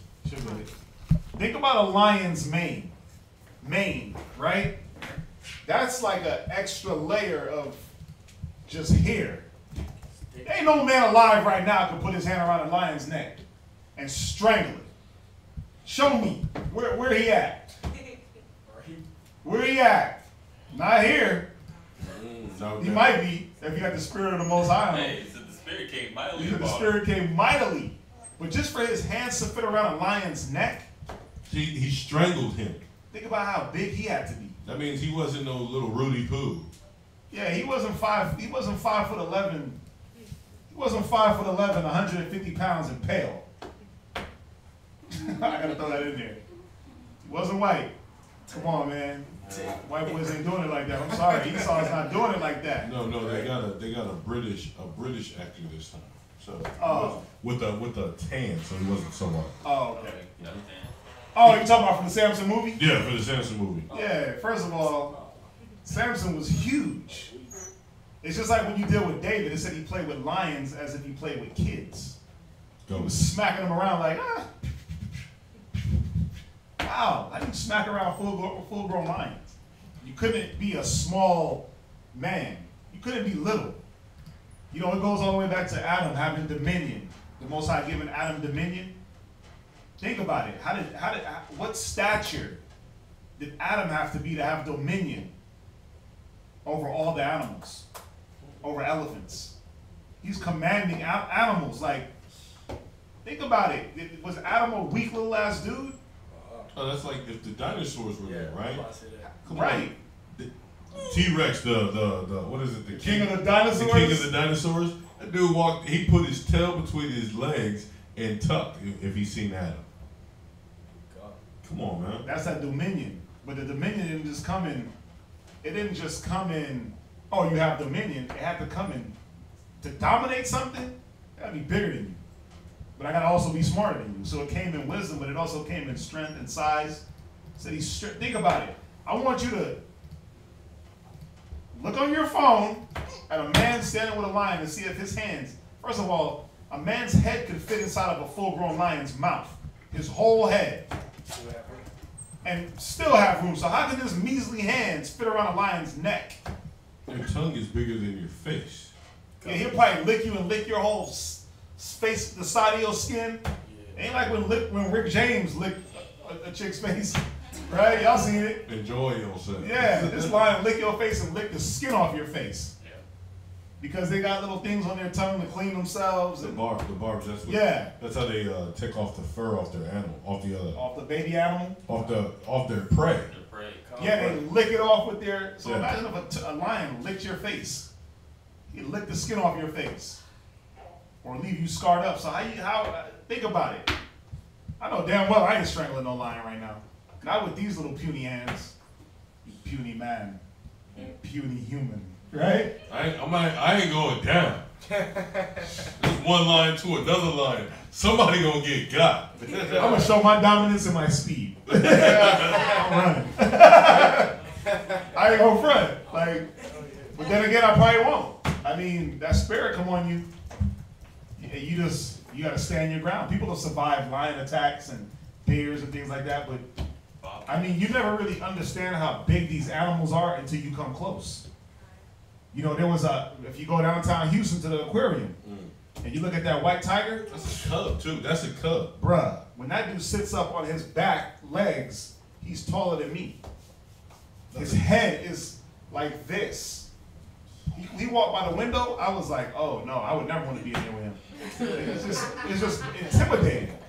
So imagine what Samson was like, okay, we're doing this. The Spirit came on him, because what did the Most High said? I'm not giving you the spirit of fear. But a power, love, and a sound mind. Power, love, and a sound mind. That's in Timothy's, right? So the Most High gave us the spirit of power, of love, and of a sound mind. Meaning that when I face danger, I'm not going to get frantic. When I face danger, I'm not going to lose it. When I face danger, I'm not going to automatically just give up. I'm going to fight. I'm going to use my power. We'll get that scripture for you. One of these brothers is getting it. But go ahead. That way you can add it to your notes. It said he met the lion, and he was naked, and he received him on set, and strangled him with his hands, and cast the wild beast into a woody piece of ground on the inside of the road. So he didn't just strangle him; he just threw him down like a little rag doll. He made him a fur.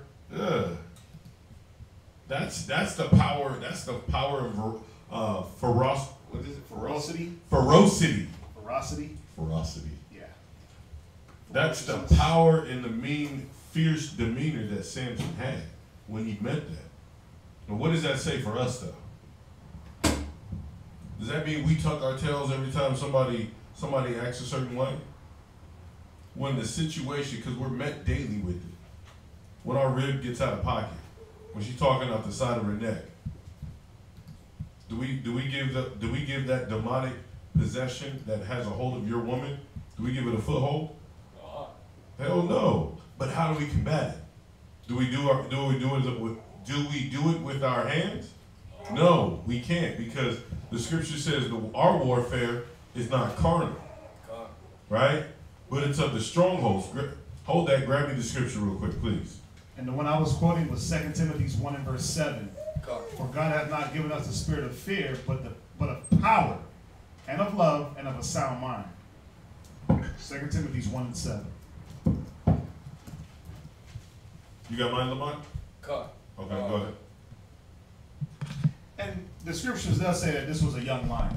So it wasn't fully grown, but it was a young lion, but still, that's a lot of power there. Go ahead. This is 2 Corinthians chapter 10, verse 3. For though we walk in the flesh, we do not war after the flesh. Go ahead. For the weapons of our warfare are not carnal. So the weapons of our warfare are not carnal anymore. We're not having to stand in the streets wrestling a lion. No, we got to deal with this spiritual lion that's always trying to take us out. Satan said, the scripture says, Satan walks about like a lion, seeking whom he may devour. God. Right? God. So the spiritual warfare that we have with this lion in the road it's spiritual. It's not physical.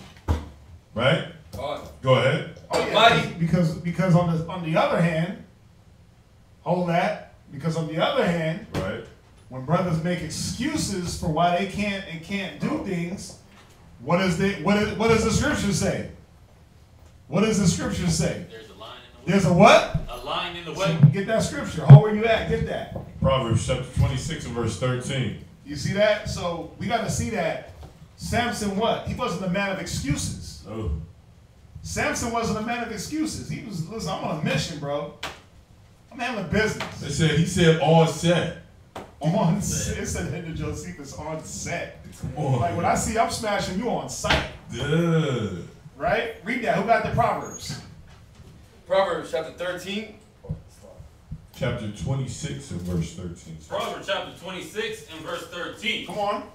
The slothful man saith, there is a lion in the way. He says there's what? There is a lion in the way. Yeah, because a lion is a big deal. It's like, damn, bro, there's a lion. But that's a slothful man. Samson said, listen, we're going to do it. Let's make it happen. Read. A lion is in the streets. The lion is what? Is in the streets. Yeah, well, you're supposed to face that lion head on. The scriptures say the righteous stand bold as a lion, but the wicked flee when no man pursueth. So we're supposed to stand bold as that lion, or even bolder than that lion that's in the way, and fight our battles. Read. Verse 14. As the door turneth upon his hinges, so doeth. Right? That's what a door does when it turns on its hinges. It makes that annoying noise. Read. So doeth the slothful upon his bed. Yeah, it's the same way. It's annoying to see a slothful man just laying around doing nothing. Because, well, I can't go out because there's a lion in the way. I can't go out because there's something is stopping me. Yeah, the Most High is showing us right here. Face your fears, face your battles, confront things. Don't be reactive all the time. We got to be proactive. Y'all understand that? You can jump back. No, you're good. It's not written. I'm sorry. What? No, go back to Judges. Go back to Judges. So they're up and down, right? Absolutely. Go ahead. Judges chapter 14 and verse 6. And the Spirit of the Lord came mightily upon him, and he rent him as he would have rent a kid. Like, do you guys understand? Like, when we go to the Mercy Slaughterhouse to get our lambs, to get the lambs every year for Passover, right? The average lamb weighs about 40? No, it was. What was it? 80 pounds? Yeah, it was like 80. Like a nice fat one? Right. Oh, you had it? Yeah, I had it. Hang on 1 second. Yeah, but when it says a kid, that's what it's talking about, like a goat. So he said he ran him. Read it again. And the Spirit of the Lord came mightily upon him, and he rent him as he would have rent a kid. No, 6 to 12 pounds. That's how big a kid is. A kid goat. 6 to 12 pounds. So he tossed him like it was nothing. I could hurl 6 pounds like it's nothing. Right? You get hurled 6 pounds like it's nothing, right? Go on. No, you can't. Oh. He treated that like a baby, like a kid goat, man. He said he rent him. He was ripping that guy up, right? Go ahead. And he had nothing in his hand. So like the Josephus said, he was naked. He didn't have a weapon. He didn't have no covering. Go ahead. But he told his father and his mother what he had done. Verse 7. No, read it again. But he told not his father or his mother what he had done. Right. Go ahead. Verse 7. And he went down and talked with the woman, and she pleased Samson well. 8. And after a time he returned to take her. He turned aside to see the carcass of the lion, and behold, there was a swarm of bees and honey in the carcass of the lion. And he took therefore thereof in his hand, and went on eating, and came to his father and mother, and gave them, and they did eat. But he told not them that he had taken the honey out of the carcass of the lion. So his father went down unto the woman, and Samson made there a feast, for so used. Where are you at? Verse 10. Verse 10. Go ahead. For Read it- so Read it used. from the top. Read it from the top. So his father went down unto the woman, and Samson made there a feast, for so used the young men to do.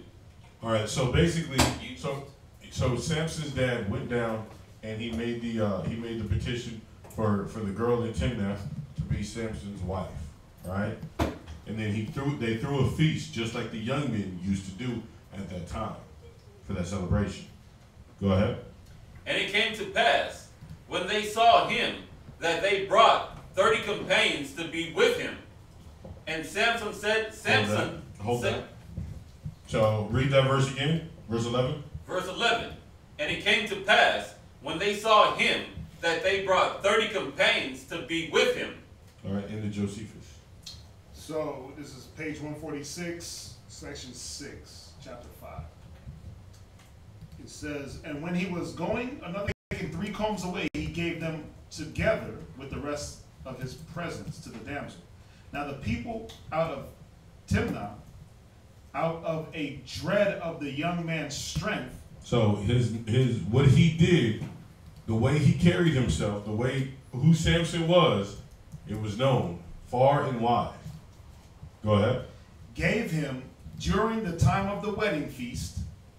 Now this is his wedding. For then he had fasted them all. For then he had feasted them all.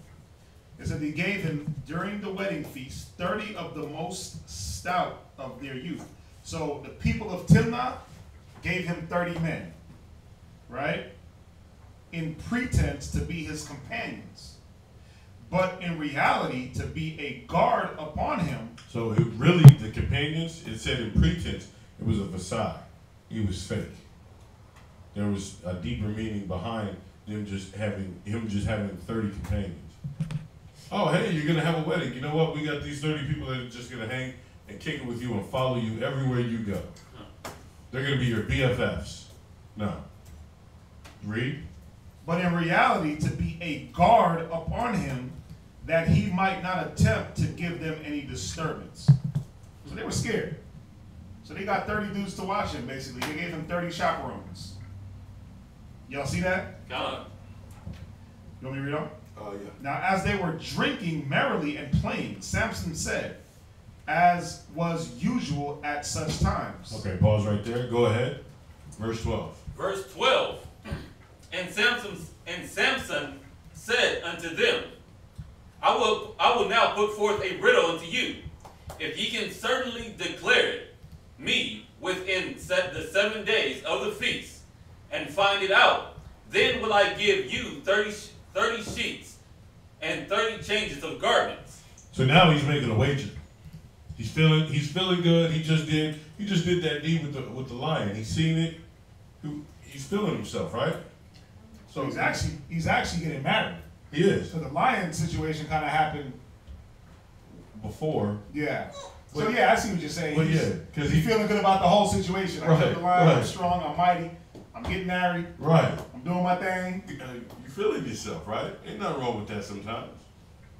Sometimes. Go ahead. But if ye cannot declare it me, then shall ye give me 30 sheets and 30 changes of garment. And they said unto him, put forth thy riddle, that we may hear it. Before you move on, just want to show one point also. Verse 12. Read it again. And Samson said unto them, I will now put forth a riddle unto you. If ye can certainly declare it, declare it me within 7 days of the feast. How many days? 7 days of the feast. And when you go to Josephus, you see that it was a wedding feast. So we had 7-day feasts. We didn't do no little Rudy Poo. I got to rent a spot out for 2 hours and that's all I get. I got to rent a spot for 2 hours. I got to be out by 9. Y'all got the open bar and a cake. No. We had 7-day wedding feasts. We had a 7-day feast right here. So we celebrated, man. We got into it. So yeah, there were wedding celebrations. We had them. You know, we had a custom of a marriage. So this was part of it. Not every single person had one, but you know, Samson was that guy. Ball so hard. So he did a 7-day feast. So just to show you that we didn't just do one little measly day, like how they do here. We actually made it an event. Like that's worth spending money on for a celebration. You spending all this like $10,000, $15,000 for one day, for a one day event. More than that. Yeah, it is more than My that. cousin spent $30,000 just on the venue. Oh my gosh. Yeah, that wasn't even the dress. Mm. The venue, that was the food, the cake, the venue, 30 grand. Dude, that wasn't even including her dress, you know, tuxedos, yeah, best man, bridesmaids, all the ring. I ain't the one. They ain't had no honeymoon money. That's how much they spent. But yeah, weddings, bro, they're not cheap. People be going all out for one measly day. And it's not even a full day. You spend half that day getting ready. It takes 3 seconds to say I do. Y'all tripping out there if y'all spending that much money to just say I do. You better come back to follow the Bible. They go back to the shed apartment. Yeah, you got no honeymoon money. You can't take her nowhere. Y'all got to catch the RTD. Damn. I'm sorry, the Metro. It's Houston, right? Rough, tough, and dangerous. Well, y'all see that, right? I just want to make that point. Right? It didn't always happen. It didn't always. So brothers go get them a rib now. They I'm taking 7 days. No, bro. We got work to do. We got work to do. But it did happen in some occasions. Go ahead. Verse 13. But if ye cannot declare me, then shall ye give me 30 sheets and 30 changes of garments. And they said unto him, Put forth thy riddle, that we may hear it. 14. And he said unto them, Out of the eater, Yeah. Mm-hmm. out of the eater came forth meat, and out of the strong came forth sweetness. And they could not in 3 days expound the riddle. 15. And it came to pass on the 7th day that they said unto Samson's wife, Entice thy husband, that he may declare unto us the riddle, lest we burn thee and thy father's house with fire. So they did what? Read verse 15 one more time. And it came to pass. Very key for you sisters. Come on. And it came to pass on the 7th day that they said unto Samson's wife. They did what? Said unto Samson's wife. Come on. Entice thy husband. Yeah, basically they were. Think about it. What were they telling her? What were they telling her here? These men. Basically, trick your husband to give you the answer. Right. So what happened here? What was lost? Trust. No. What did the scriptures say about a wife being what to her own husband? Obedient. Yeah. A woman should submit to her own husband, not to these men. Right? Go to 1 Peter. Is that what it is? 1 Peter 3? Here we go. 1 Peter chapter 3, verse 1. Come on. Likewise, Read. ye wives, be in subjection to your own husband. So what's going on right here is she's not being in subjection to her own husband. She's letting somebody else penetrate her mind. She's letting a group of men, of individuals penetrate her mind. First of all, let's be 1,000% honest. Samson was the strongest dude of this time. She was threatened, right? Done. They threatened her. They were like, listen, if you don't entice him, we're going to burn down your house and your people, right? Done. Now, if she got the strongest dude in the nation that she's riding with, why wouldn't she just go to him and be like, listen, they threatened me? He going to smack them twice and knock all their heads off. How come she didn't do that? How come she didn't do that? Because her heart was divided. What were you going to say? Also, maybe she didn't know he was quite that strong. She knew because they knew. That's why they had the bodyguard. She knew, they all knew how strong he was. You got to remember, she was of the city of Timnah. And so the whole reason why they put those 30 men there was because they were scared of his strength. So she knew. Was it because there were something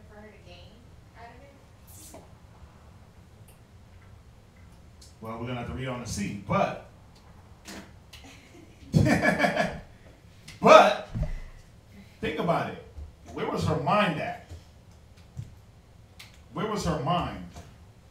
It was like on herself instead of on him like as a whole. Yeah, her mind was on herself and not the whole situation. Her mind wasn't on the fact that I got a husband that I should submit to, and he'll be able to handle the situation. So she took it upon herself, as we read, to try to take some authority, or excuse me, in her taking the situation upon herself, she undercut Samson and went over his head. You see that? Y'all get that, right? Read it again. 1 Peter 3:1, read it. 1 Peter chapter 3, verse 1. Just read. Likewise, ye wives, be in subjection to your own husbands. To anybody that comes to you, To your own husbands. to the serpent in the garden, To your own husbands. wait, to the little dude at work that's light skinned and a good jawline. To your own Wait, husbands. but he got dreads and muscles, so To your own husband. right. This is the problem where when you're not subject to your own husband, you let evil come into your households. Instead of being up front and saying, listen, this is what's going on, and laying it out on the table. So what you're saying is where she failed at was Hebrews chapter 13 and verse 16. You gonna communicate? And forget not? Yeah, she didn't communicate. But that's how it be though, because what happens is sisters be at work. And some dude will hit on them or try to slide them the phone number, and they won't say anything about it. They'll be like, oh yeah, he hit on me. And they'll hold that and hold that and hold that.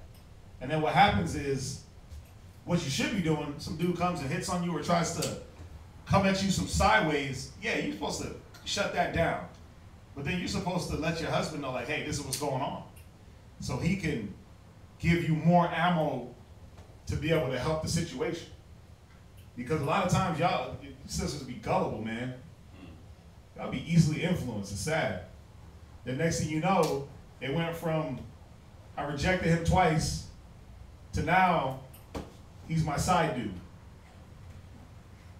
It's real. Y'all act like I'm lying.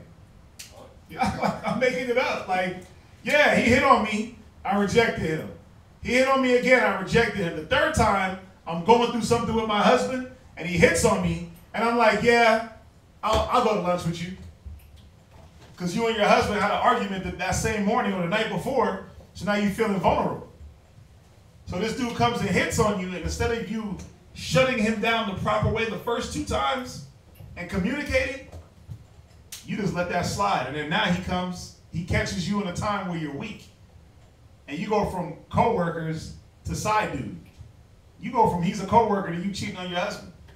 It happens. It happens more than it should. It's sad. But see, if she was rolling with wisdom, she would have been communicating to her husband for everything. She would have went to him and said, listen, this is the problem I'm having. He would have destroyed that problem quick. But what she did, she made herself weak and then made him weak. She exposed him to the enemy. That's what happens when sisters don't communicate to their husbands. That's what happens when you don't stay spiritually strong. You open yourself up for anybody to come and infiltrate your mind.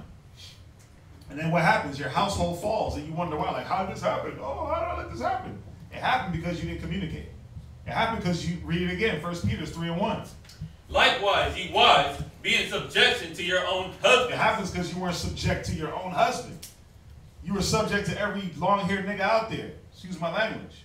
Every dude with dreads and muscles, you were subject to. Every cat with a curly fro, you were with it. Every dude with sparkly bright teeth and light skin and a good jawbone. That's a new thing now. He gotta have a nice jawbone, right? He got six-pack abs and some chesticles. Oh, he got big forearms, girl. Right? He's a mighty man. And you just lose your wits over that. Right? He got big forearms, though. This big guy right here. Right? Oh, girl, he's bald and bearded. I'm like, what are you talking about? What does that have to do with you and your husband and you being subject to your own husband? There's consequences for everything. Read on. That if any obey not the word, that they also, without the word, be won by the conversation of the wives. This is what happens, man. You get tossed around by the conversation of wives. Next thing you know, you creeping into other people's bedrooms, what they're doing, how they're doing it, how her husband is pleasing her. That don't concern you. That don't concern you. Ephesians 5 and verse 22. We're going to hit it one more time and then we can. No, it's there. Oh, you got it? Yeah. God. What now you got? Ephesians. What?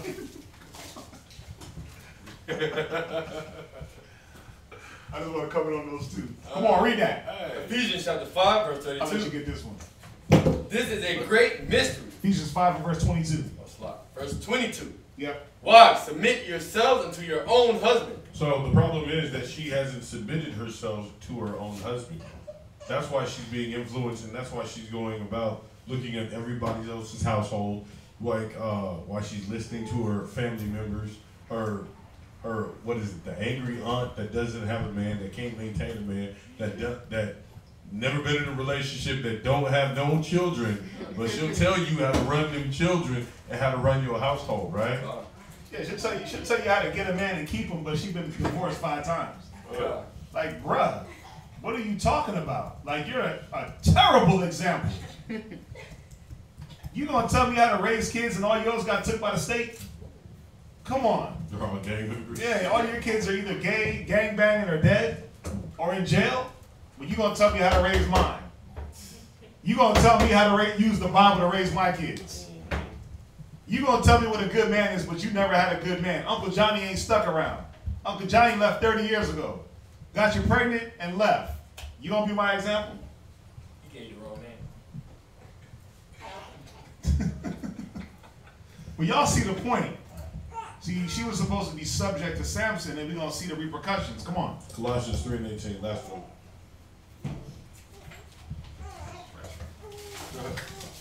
You got it. I can teach you. Oh, wow. Okay. I'm gonna do you like that. Nah, you gotta love me back. Go ahead, Colossians chapter 3 and verse 18. Colossians chapter 3, verse 18. Wives, submit yourselves unto your own husband. So what does she not do? Read it again. Submit yourselves unto your own husband. She never submitted herself. She didn't give her mind over. Her mind was divided. She was trying to do what she felt to do, and then do what the people in Timnath were trying to tell her to do. She was too distracted up in her mind. She didn't give herself to her husband like she was supposed to do. She didn't submit. Go ahead. As it is fit in the Lord. Because that's what the Most High ordained, that the woman give her submission over to her husband. But she didn't do any of that. Where are we at in Judges? Judges chapter 14. Verse 6. I'm sorry, 16, I'm sorry. Verse 16. Yeah. I didn't finish 15. No, 15 here. Go ahead. Judges chapter 14, verse 15. And it came to pass on the 7th day that they said unto Samson's wife, entice thy husband, that he may declare unto us the riddle. So you know what that means, to entice? Anybody? To entice? How the hell you entice your own husband? If you guys are the same household, what does it mean to entice? Isn't that the trick somewhere? It's the trick. It's to beguile. Yeah, beguile. You're lying to him. Listen, I need you to lie to your husband about something so you can get this information. Being subtle. Yeah, you're being subtle. You're being slick. What's up? You had a question? Yeah, being deceptive. You're being deceptive, deceitful. It's horrible. That's not how a woman is supposed to be to her husband. One minute you living and y'all kicking it and acting like everything's cool and lavish. The next minute you come home, the house is in array, she's gone. She took the kids, right? Because that's what goes on. That's being subtle. That's being enticed. Go ahead. Lest we burn thee and thy father's house with fire. So her butt cheeks started to clench. She got worried. She got scared. But for all actual sakes purposes, was it really because of what they told her? Think about it. You got the strongest man in the nation, and you really gonna be scared by some little puny wimp men that are gonna threaten to kill you and your father? You know it was. Listen. There was always more behind it because she still had a family member. She still had another sister. That's how you knew it was self-willed. She was being selfish. Because if it was really about the protection of her family, right? Because they would have said you, your father, and your sister. Because she did have a sister. So your father's house, though, right? No, it said her and her father. Oh yeah, it said your father's house. I'm sorry. Yeah, so that encompasses. Okay, so it does. That encompasses everything around that. Whatever's there. Okay. Go ahead. Have ye called us to take that we have? Is it not so? Verse 16. And Samson's wife wept before him and said. So now she's being a trickster. Right? Now she's being fake and phony.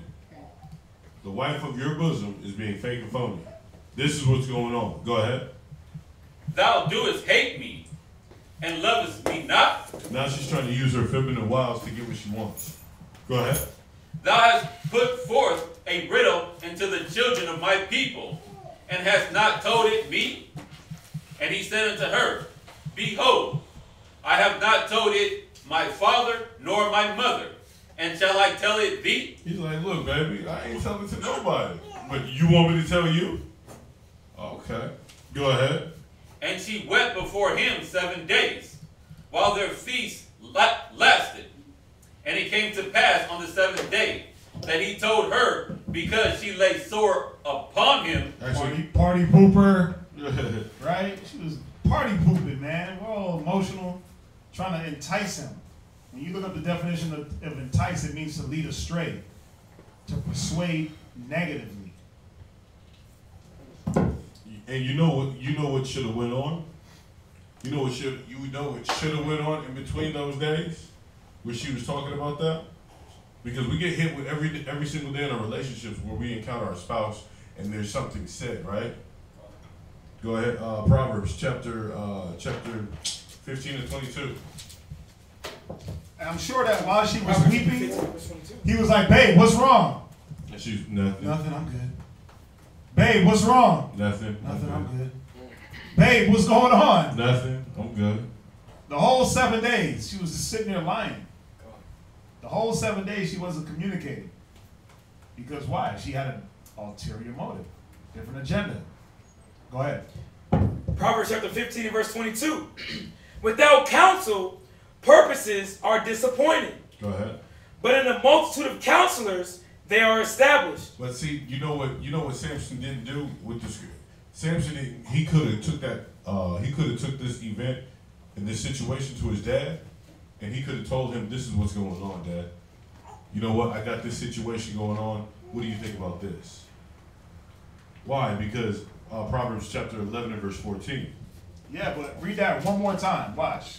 Proverbs chapter 15 and verse 22. Uh-huh. Without counsel, purposes are disappointed. See, without counsel, purposes are disappointed. So, think about it.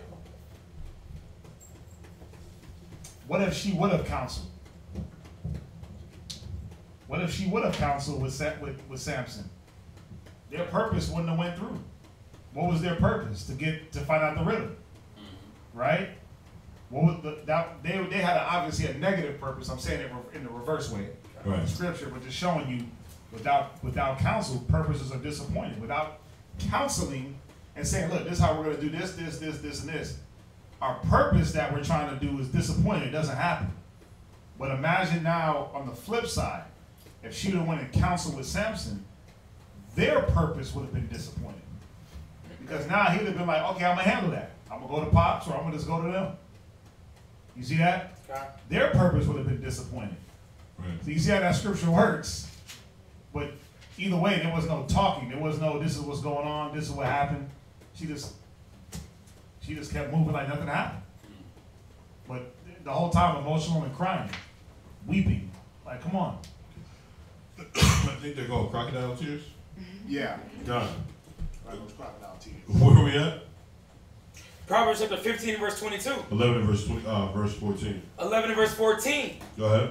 Where no counsel is, the people fall. Yeah, so if you're not communicating properly and you're not getting the right advice on the situations that you're dealing with your spouse, the things are going to be disappointed in your house. Your house is going to slowly crumble. Go ahead.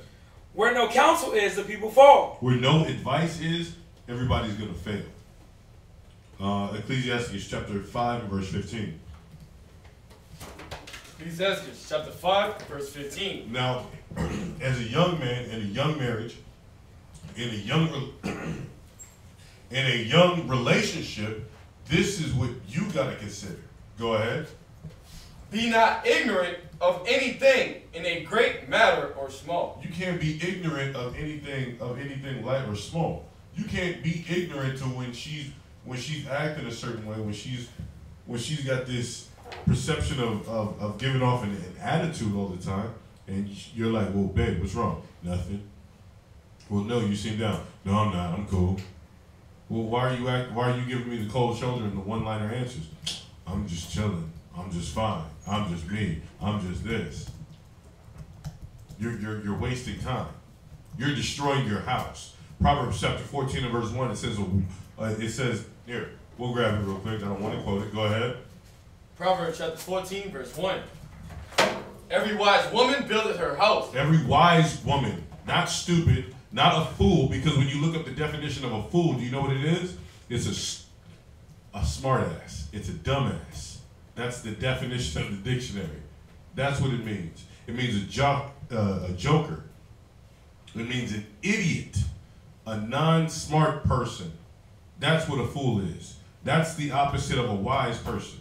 When you give the cold shoulder, the one-liner answers, when you're being when you're trying to entice your husband, when you're being fake, when you're being cunning, you're not a wise woman. When you're giving the one-liner answer, babe, what's wrong? Nothing. And you know good damn well you lying. You're not building your house. You're breaking it down. Go ahead. But the foolish plucketh it down. But a stupid person, an idiot, what do? Plucketh it down. That's the same for the men. You can't take this matter light. You can't act like, okay, well, she said she was cool. I just talked to her and she said she was cool. Okay, well, did you do a follow-up question? No. Well, why not? I didn't think to. Yeah, you gotta think to. These are the things that you get from to know what's wrong with the individual. When you read in the Apocrypha, it says, prick the eye and it'll show forth its water. Prick the mind, it will show forth its knowledge. You're gonna understand what's on that person's mind by asking the question. Okay, they said, no, they're fine. Okay, cool, ask a follow-up question. Ask a question around that question that followed that question to get the answer. And you're gonna get the knowledge. You start rambling on about a story, about a situation that they might be going through, and then you know what? I was just thinking about that. That happened to me at work today. Oh, snap. Please, tell me. Now they're opening up, but that's not what's going on. But why is that not going on? Because we're being ignorant to matters small in life. This is a new relationship. So what are we supposed to do in this new relationship? We're supposed to counsel about everything. We're supposed to get advice on to help our relationships grow and further in this truth and in this world. In this wicked and perverse generation, we got to be an example of what to do in a bad situation, to show this is what you do in a bad situation to get everything right. God. Right? God. Okay, so you were at Ecclesiastes chapter 5, verse 15, right? Read it one more time. Be not ignorant of anything in a great matter or a small. Go ahead. Oh, was that it? Proverbs chapter 24, verse 33. Because if you're ignorant and you're blatantly being blind and docile to the situation of what's going on with your spouse, then bad things are going to happen. You're not going to have a good outcome. Go ahead. Proverbs chapter 24, verse 33. Get a little sleep. Get a little sleep. Go ahead. A little slumber. You know what? I talked to her yesterday. She said she was cool. Oh, no. I talked to her last night, too. She said it was cool. She was cool. She was just tired. She had a headache. You know, she's been working hard, so she driving traffic a lot, so I know she was just tired. So you're taking these things like, okay, a little sleep, a little slumber. Go ahead. A little folding of the hands to sleep. You know what? I'm nonchalant about it. I'm melancholy about the situation. She says she's cool. I believe her. Granted, that's not in her character. She's normally joyous. She's happy. She's go-lucky. She's boisterous in a positive fashion. She's a good person who likes to talk all the time. But now all of a sudden she just gives me one-line answers. She always hit me, I'm good. I'm tired. Knowing good damn well a man hates to hear the words, I'm good. That's all we hear all day, right? Oh, I don't talk much. You know I don't talk much. You gonna talk today? Exactly. Right? So a little folding of the hands, go ahead. A little sleep, go ahead. So shall the poverty. But what's gonna happen when you keep acting like that? So shall the poverty. You're gonna get poor. You're gonna get robbed. What are you getting robbed of? Your spirit, your virtuousness, your virtuosity that you have as a woman. Go ahead. So shall the poverty come as one that travaileth, and thy want as an armed man. Right. You're gonna let somebody steal your joy and your virtuousness away because of deception? Because of what somebody else said? You're gonna let that alter your spirit, and then you're gonna lash that out spiritually to your husband, to your spouse? You can't let that happen. All right? What was that scripture? Proverbs chapter 24 and verse 33 and verse 34. Proverbs chapter 22 and verse what? He was asking what the scripture was. 24 verse 33 and verse 34. All right? All right, go back to Judges. Gone. Judges chapter 14, verse 17. And she wept before him 7 days, while their feast lasted. And it came to pass on the 7th day that he told her, because she lay sore upon him. Because what eventually happened? He's going to break. You're going to keep weighing on this man's mind, and he's going to break. You keep weighing on any person's mind, they're going to eventually break, right? Everybody's got a breaking point. But she knew what she was doing, and she did it, and she pursued it in a wickedly fashion, and he broke. Go ahead. And she told the riddle to the children of her people. And the men of the city said unto him on the 7th day before the sun went down, what is sweeter than honey? And what is stronger than a lion? So, can you imagine the facial expression this man had when he found out they knew a riddle that only he knew? Or the answer to a riddle that only he knew? Can you imagine? Take a moment for a second. Like, think about that. How would you feel? Somebody come up and then just tell you what you did in your bedroom with your rib last night. You like, I know your password. what? Yeah, I know your password. Come on, man. That's a betrayal of intimacy right there. That's a strong violation. This is a man who just ripped a lion or strangled him, broke his neck. Right? And you just gonna play with fire like that? You gonna play with a man's feelings like that? You ain't got no fear. You ain't got no respect. Go ahead. And he said unto them, ye had not, if ye had not plowed my heifer, ye had not found out my riddle. Yeah, meaning if you ain't penetrate my belongings, you wouldn't know what was up in my house, right? but he didn't take care of responsibilities. See, it's easy that we can always point the blame. We're always good at pointing the blame, but in actuality, he didn't take responsibility. Ecclesiasticus chapter 36 verse 25. Ecclesiasticus chapter 36 verse 25. Because all these spirits are always going to come in through the weak and crevices of the house, right? But the strong man who's not bound has to be aware of these things. The diligent man, the vigilant man, has to be doing these things. Go ahead. God, where no hedge is. Where no hedge is, where no border is, no control. Listen, talk this way, walk this way. I don't want you to watch that because it's going to influence you this way. Listen, I don't want you talking to your uncle because all you're going to get is negative. Then you're going to sound like him, like a demonic him, and just talk to me and spit the same crap that he's feeding you. Listen, I don't want you to talk to your dad anymore. I don't want you to talk to your mom anymore because after you get off the phone with him, that's who's in my bed every single night. Your mom and your dad. I didn't marry them. I married you.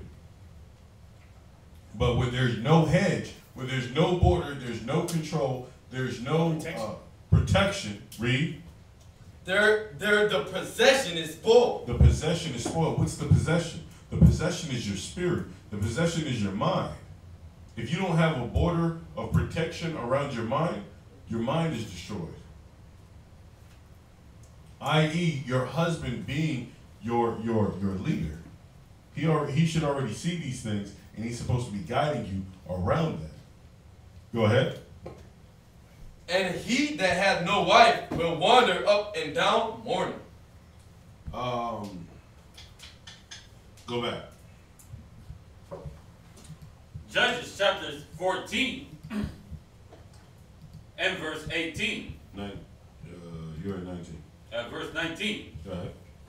And the Spirit of the Lord came upon him, and he went down to Ashkelon, and slew 30 men of them, and took their spoil. So you see automatically after he said that, he was like, listen, if you didn't plow with my heifer, and you wouldn't have found out my riddle. You know he was high. So he went down to the next town, and he slew 30 men. Go ahead. But what spirit was on him?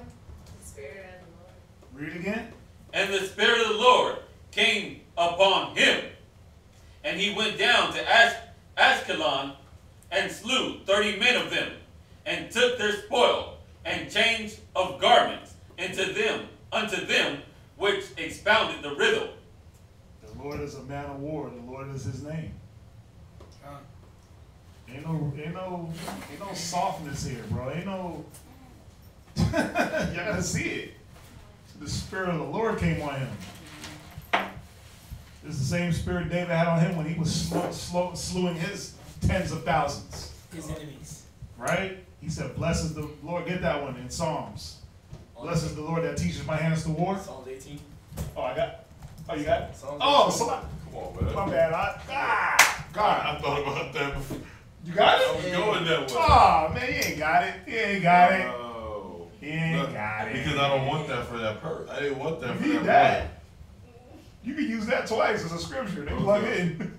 Somebody get that. Proverbs 18 and verse 32. You got verse it? 34. Read that. Oh, did I? I'm sorry. Yeah, you did. But it's cool, man. Wait. Hey. That's why I shut up. Hey. But if you don't say nothing good. Proverbs 18, verse No, but read it, because he always uses it again. But read Verse it. 34. Read it. 24 or 30? 34. Proverbs 18:34. There's only a 20. Is it Proverbs or Psalms? Psalms chapter 18 and verse 34. Yes. Psalms chapter 18, verse 34. Go ahead. He teacheth my hands to war. He does what? He teacheth my hands to Wait, war. but who teaches his hands to war? I think you got to read up. Verse 32. Read verse 32. It is the Most High, It is who? the Most High, Read. that girded me with strength. So anytime Samson was faced with an obstacle, who gave him strength? The Most High, Who gave him that power? the Most High. That's what we got to realize. Samson was renowned for his strength and for his valor. But listen, that's the same. We both serve the same master, the Most High. Go ahead. And maketh my ways perfect. And he makes the ways of what you have to do perfect. But that's if you're giving yourself over to what the Most High has laid down for you. Go ahead. He maketh my feet like hinds feet. And Go ahead. And setteth me upon my high places. He teacheth my hands to war. What does he do? He teacheth my hands to war. Exodus what? 15:3. God is a man of war. The Lord is his name. And we know this is talking about David, right? This is talking about David, right? Yeah, Yeah, this is talking about David. We know it's talking about David, but the Most High taught all our people to war. When you read about all the 12 tribes, and it said they were valiant in war. They were experts with the bow, with the arrow, men of valor, men of war, men of renown. Listen, when you go in, well, stop saying listen. When you read Judges 21, I believe, when it talks about Benjamin were standing shoulder to shoulder, and they could sling. They had a slingshot, and they could toss it, and they could hit it at a what is it? It's called a breath's width apart. Oh, a breath. It's like a foot long or something like that. Like, yeah, Right. basically. They use that for horse racing, right? Breath or distance. It's a distance. But it's a small distance. Yeah. It's like a hair's breadth. Because we were experts with the bow and arrow. We were experts with slingshots. We were experts with weaponry. We were experts in war. Like, you think Sun Tzu, art of war, like he actually invented the art of war? Most High invented the art of war. They read Chronicles. Yeah, the Most High. That's it. Yeah, it's all in Chronicles when you read about the tribes. Expert in bow and arrow. Expert in this. Every tribe was an expert in some type of weaponry. Who was it? Gad? They had the buckler with the sword in one hand and another sword in another hand. A buckler is just a smaller shield. So you got the full shield, but then you got a buckler that's only like maybe a foot. They was just ding, nasty with it. Where did they get all their movies though? All the ninja movies and all the weaponry. That's us. We were the experts in war. But who taught us? Read verse 34. He teacheth my hands to war. He does what? He teacheth my hands to war. Yeah, so I like that in Judges when it said the Spirit of the Most High came on him. It was talking for them revolutionary war type tactics. He went down and he killed 30 dudes. Right? Slew them, right? Easy work. Hardcore. Psalms 118 and verse 6. Light work, son. Psalms chapter 118, verse 6. The Lord is on my side. This is what you got to realize. The Most High is on your side. We are his children. If we're doing what the Father is saying, listen, the Most High is going to be with us. Go ahead.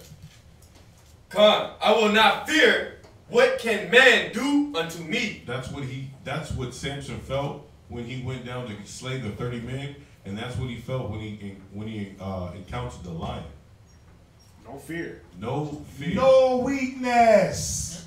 Right? Only power. Throw the hands up on set, right? Right. No weakness. No weakness. Go ahead. Verse 19 of Last precept? Judges. Judges chapter 14, verse 19. And the Spirit of the Lord came upon him, and he went down to Ashkelon, and slew 30 men of them, and took their spoil, and change of garment into them which expounded the riddle. And his anger was kindled, and he went up to his father's house. Can I get one more scripture on that? Psalms 144 and verse 1. Psalms 144 and verse 1. Psalms chapter 144, verse 1. Uh-huh. Blessed be the Lord, my strength, Uh-huh. which teacheth my hands to war. He does what? Teacheth my hands to war. Go ahead. And my fingers to fight. Yeah, there goes another one. Now, okay, let's be real. We're not saying go out there and just start fighting and blame it on the Most High. You just start punching cats in the face like the Lord made me do it. No, it says suddenly lay your hands upon no man. That's what the scriptures say. But in the time needed, it said the Spirit of the Lord came upon him. So this is what spirit that he was in. He was in that spirit of war. He teaches his hands to war and his fingers to fight. So he was hand to hand with these cats. And that's how you got to be with those spirits. We're not going to do it. We're not going to do it on a physical manner, but we got to do it on a spiritual manner. instead of being so quick to feed into some back talk, to some excuse, to some murmuring, be quick to slap the snot out of a spirit of a rebellious spirit. Think in your mind instead of always having a rebuttal. Just tell yourself, you know what? I'm gonna shut the hell up for once. Go ahead and talk. Dang it, I hate it when I interrupt. Why don't you tell yourself that? Why don't you tell the spirit that? Why don't you tell the spirit that's inside your mind, a fool is even counted wise when he knows to cover his mouth. I'm sorry, a fool is considered wise when he covers his mouth. There we go. So what is that telling you? Let me shut my dumb mouth up. I ain't got nothing to say because I'm here getting advice from somebody else that knows something and that I don't. Because what is counsel? What is advice? Because I used to sum it up in the simplest form. It's things you didn't know. That's what advice is. Because if it was something you knew, then you wouldn't be told, right? So how do we combat that spirit? By telling it to shut the hell up. That's all we got to do. We got to be bold as a lion. We got to be making our spirit man knowing war against these tactics of spirits that try to hinder us. That malicious spirit. Wisdom will not enter into a malicious spirit, right? So what tactics can we use to fight that? Well, first of all, we got to know that our time of putting our hands and fighting and killing, that's not right now. Right? 2 Corinthians 10 and verse 4. This is what we always have to remember. 2 Corinthians 10 and 4. 2 Corinthians chapter 10 verse 4. For the weapons of our warfare are not carnal, but mighty through God to the pulling. The weapons of our warfare are not what? Carnal. Go ahead. But mighty through Yahweh. Read. To the pulling down of strongholds. Yeah, what strongholds? What are these strongholds? Are these strongholds physical? Are they carnal? No, right? Read. Casting down imaginations. Wait, our strongholds are what? Casting down imaginations. Yeah, imaginations, evil suspicions, right? False thoughts that just pop in your head. Come on. And every high thing that exalts itself against the knowledge. Yeah, whatever goes against the knowledge of the Most High, whatever goes against, thus saith the Lord. Well, the Bible says be subject to your husband. Well, guess what? I would talk out of turn and be disrespectful to my husband. Now you got to pull down that stronghold because these are the battles you fight now. Your battle ain't let me go kill 30 dudes and get their armor to go because I lost the riddle. No, that's not your battle. The battle is now I got to deal with my wife and her brain and get that right. But I got to do it through the spirit because she's dealing with spirits. That's the battle. The battle is there. We got to deal with a brother because he's not understanding the severity of not taking care of his household the right way. So now we got to show him what spirit he's in. So we got to pull down all the imaginations in his head, all the things that he imagined that he could be, that he would have been. It's like brothers be trying to live like Al Bundy. They be going back all the way to when they was in Polk High, when they scored 4 touchdowns. Bro, right now you a shoe salesman. You ain't in Polk High. That's what you went to, right? Polk High. Right? You ain't sitting there posing because you scored 4 touchdowns. No, you got to live in the present. So we got to cast down all those what if, shoulda, coulda, woulda imaginations and bring you back to now. That's what we got to do. Come on, read. That exalt itself against the knowledge of God. Because that's what your imagination wants to do. It wants to exalt itself and say, no, I'm right. I'm right. The Bible is wrong. I'm right. The knowledge is wrong. But what do we do every time? Nope. Let's go to the Bible. Nope. Get that scripture. Nope. Read that. What? Read that again. Oh, flip that. Hold that. Toss that. Read that again. Come back with that. Read. And bringing into captivity every thought. Your thoughts got to be what? Bringing into captivity. Yeah, you got to make your thoughts prisoners to the wisdom. All your thoughts, every thought that comes to your head should first be funneled through wisdom. You get a thought? What does the Bible say? I want to hit that. No, what does the Bible say? I want to smoke that. No, what does the Bible say? Oh, I want to talk back. Wait a minute. What does the Bible say? I want to get rebellious, stiff-necked, stubborn, hard-headed. What does the Bible say? Every thought should be filtered through a system of Scripture, Scripture, Scripture, Scripture, balance, Scripture, balance, balance, Scripture, until you get to the right thought and the right Scripture. But a lot of us just skip the filtration system and drink the dirty water. You drink the toilet water because you didn't filter that out. So now you got filthy communication entering your brain, coming out of your mouth. Filthy thoughts. It's not what goes in a man that defiles him, it's what proceeds out of his mouth. Because the things that proceed out of his mouth are hatred, murders, right? Read on. And bring into captivity every thought to the obedience of Yahushua. Go ahead. And having in readiness to revenge all disobedience. Yeah, the only way you can revenge all disobedience is if that you fulfilled some sort of obedience and that you have the tools, that you know that I have the spiritual weaponry. Disobedience is a spiritual thing. Rebellion. It's the sin of witchcraft, right? It's a spirit. So you got to say, damn, I got the tools. I'm equipped to be able to deal with this disobedience. Come on. When your obedience is fulfilled. Ephesians 6 and verse 10. Is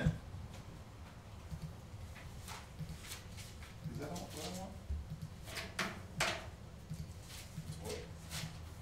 Yep. Ephesians chapter 6 verse 12. Come on. For we wrestle not against flesh and blood. We do what? We wrestle not against flesh and blood. You read verse 12. Read verse 10. Come. Finally, my brethren, be strong in the Lord and in the power of his might. See, the power of his might was displayed. The power of his might, when you read the story of Samson, was displayed in a physical strength. Right? When he was ripping apart lions and slaying 30 dudes, killing people with jawbones of asses. Right? God. It was physical. But now, it says what? Read it again. Finally, my brethren, be strong in the Lord and in the power of his might. What is the power of his might? Is it that I could beat up 30 dudes in the street? Is it that I could stop bullets with my bare hands and fly through windows and my eyes shoot out beams? What is it? Well, let's find out. Read. Put on the whole armor of Yahweh. So is it a physical armor? Come on. That ye may be able to stand against the wiles of the devil. Because Satan's coming spiritually. Yeah, he's coming carnally, but it's more spiritual. It's spiritual first. Those wiles come spiritual because you're not anticipating the spiritual. You anticipate the carnal things. You don't have your defense up for the spiritual wiles of the devil. How he can throw you off path by your pride, your hatred, your anger. We've been going through all of these things. Right? All these classes. That pride class, that anger class. Your hate, your lack of charity, your lack of hospitality. These are the wiles of the devil. When he says, yeah, you don't got to do that. You don't got to be charitable. You don't got to condescend to a man. You don't have to do these things. Read on. For we wrestle not against flesh and blood. There it is right there. So we don't wrestle with flesh and blood. The wiles of the devil ain't going to be flesh and blood. It's going to be spiritual. Come on. But against principalities. Against what? Principalities. Yeah, you got to deal with all these principalities, these high things. Read. Against powers. Against what? Powers. What powers? What powers? Your own wicked thoughts can be powerful. Your own slothful mind can take power over you to where you say, you know what? I ain't getting up today. I'm not doing that. Flyers? Nah. Class? I know I live right down the street, but I'm going to just watch online. I know I live less than 5 minutes away from the school, but then what happens? You start to build a pattern of your thoughts being more powerful than what you should be doing. Your thoughts become more powerful than the wisdom. Not in a good way. Read. Against the rulers of the darkness of this world. Of what world? The spiritual world? Of this world. Of this world. The negative spirits. You start giving into all these different things. You start looking at, think about the rulers of the darkness of this world. It's not as deep as y'all think it is. It's very simple. It's very simple. You watch TV, TV tells you that a woman should rule over her man. What do you start doing? I'm going to talk back and rule over my man. You watch TV, TV says smoke weed, drink, and bang everybody. What do you start doing? I'm going to smoke weed, drink, and bang everybody. Or I'm going to, drink to excess. I'm going to be a drunkard, a weed head. I'm going to just have sex with everything. That's what the darkness, that's what the rulers of this world tells us. Chase your flesh. All that are in the world, pride of life, lust of the flesh. You see that? So the rulers of this world, it ain't nothing deep. It's very simple. Your Oprahs and Will Smiths, right? Your Barack Obamas, they program the evil into you. And obviously it's programmed into them. They're just the medium that trickles it down to the masses because they're a relatable face. Will Smith is black. He got to know what he's talking about. Oprah, she's a black, powerful woman. She knows what she's talking about. She knows what she's talking about to make your ass off if you're a woman. She knows what she's talking about to get you off course with your husband. Will Smith will show you how to be this in some retarded relationship with your wife where, oh, we don't call ourselves married anymore. Yeah, you're not. You run around, you bang who you want, she bangs who she wants. That ain't a marriage. And he'll tell you and show you like, yeah, there's glory in that. That's dark. That's darkness. But where does it come from? The rulers of this world. Read on. Against spiritual wickedness. Against what? Spiritual wickedness. Yeah, the Bible says to cleanse yourself from all spiritual and carnal wickedness. But now you're chasing that spiritual wickedness. Now you want to celebrate the holidays. You chasing their holidays. You chasing, oh my God. You chasing their ways. Come on, read. Hey, just, go ahead. Spiritual wickedness in high places. Read. Wherefore, take unto you the whole armor of Yahweh. Go ahead. That ye may be able to withstand in the evil day. And that's what it's about, being able to withstand in this evil day. Not physically, as far as I'm going to go fight my way through Esau. What is the strength of salvation? Isaiah 33:6, wisdom and knowledge shall be the strength of salvation. And stability, get that for me. Isaiah 33:6, real quick. Because how are we supposed to withstand in the evil day? By just going and fighting our way, marching and physically just beating everything? How do we stand in the evil day? Read. Isaiah chapter 33, verse 6. And wisdom and knowledge. And what? And wisdom and knowledge. Go ahead. Shall be the stability of thy tongue. This is how we withstand in the evil day. Read. And strength of salvation. And this is the strength. This is the strength. Come on, jump back up, Lamont. Read verse 14. Verse 14. Stand therefore, having your loins girt. Go ahead. About with truth. With what? With truth. You gotta know the truth. Because the truth is gonna set you free. Gird up your loins. Come on. And having on the breastplate of righteousness. Right, you gotta cover your chest with righteousness. Read. And your feet shod with the preparation of the gospel. You gotta cover your feet. You can't let your toes be exposed. Read on. Preparation of the gospel of peace. Of what? Of peace. Wait, I gotta go out there and beat everything. Of peace. I gotta go slay 30 men. Peace. Well, I got the gun on me, so you know it's time for me to kill. Peace. Read. Above all, taking the shield of faith. You gotta have what? The shield of faith. You gotta have what? The shield of faith. The shield of double-mindedness? The shield of faith. The shield of I did it for the first week and then the second week, I don't know? The shield of faith. Read. Wherewith ye shall be able to quench all the fiery darts. Wait, faith does what? Read. Quench all the fiery darts. Wait, but faith don't work. Quench all the fiery darts. Come on. Of the wicked. Read. And take the helmet of salvation. Come on.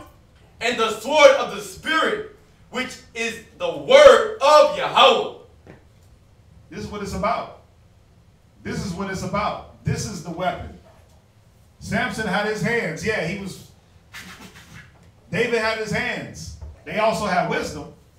But we know now in this day and age, it's about applying wisdom and knowledge to be able to get through. It ain't about how many people gotta go shoot up? I got a big gun. I got the 45 with the banana clip. Nobody cares about that. Because you gonna pull your raggedy, rusty 45, and somebody's gonna come with something semi-automatic or automatic, Right. and you're done. We'll cut your bullets. Yeah, banana clip times 2. God. So we gotta really understand, man. Like these stories, you know, they're good. They're a good reminder of how the strength and majesty and the prestige that we walked around with, and that when the Most High did put the Spirit on us, the things we accomplished. God. But now He's given us the different spirit. He's given us a different spirit, but now He's given us the armor. He's given us all the things that we need to be able to withstand. So I'm going to just ask a rhetorical question. If you're in a war and you're fighting, and we know this is a war, it's a spiritual war, are you at this present time in your walk, in your war, are you equipped to beat to survive and conquer your battles? And if you're not, why? What part of the armor are you missing? A lot of y'all ain't got that shield of faith. Y'all out here butt naked, trying to block with your arms, wondering why you getting scarred up. Some of y'all ain't got your head covered. Your loins ain't girded. So you know you got to ask yourself and really say, what is it that I don't have? You got to be the complete warrior. And with that, we'd like to conclude class. Any questions? All right. We will join you again on what? Wednesday? Yeah, we'll be back Wednesday, 7 to 10. We definitely appreciate y'all for sticking in. All right. Asking your questions. Right? Was there anything on the subject? I went on my rant. I'm sorry. Sorry about that. Used to it. Went on my rant. Yeah. We definitely want to thank y'all for joining us. If that's it, we're going to salute everybody online and say shalom. Shalom.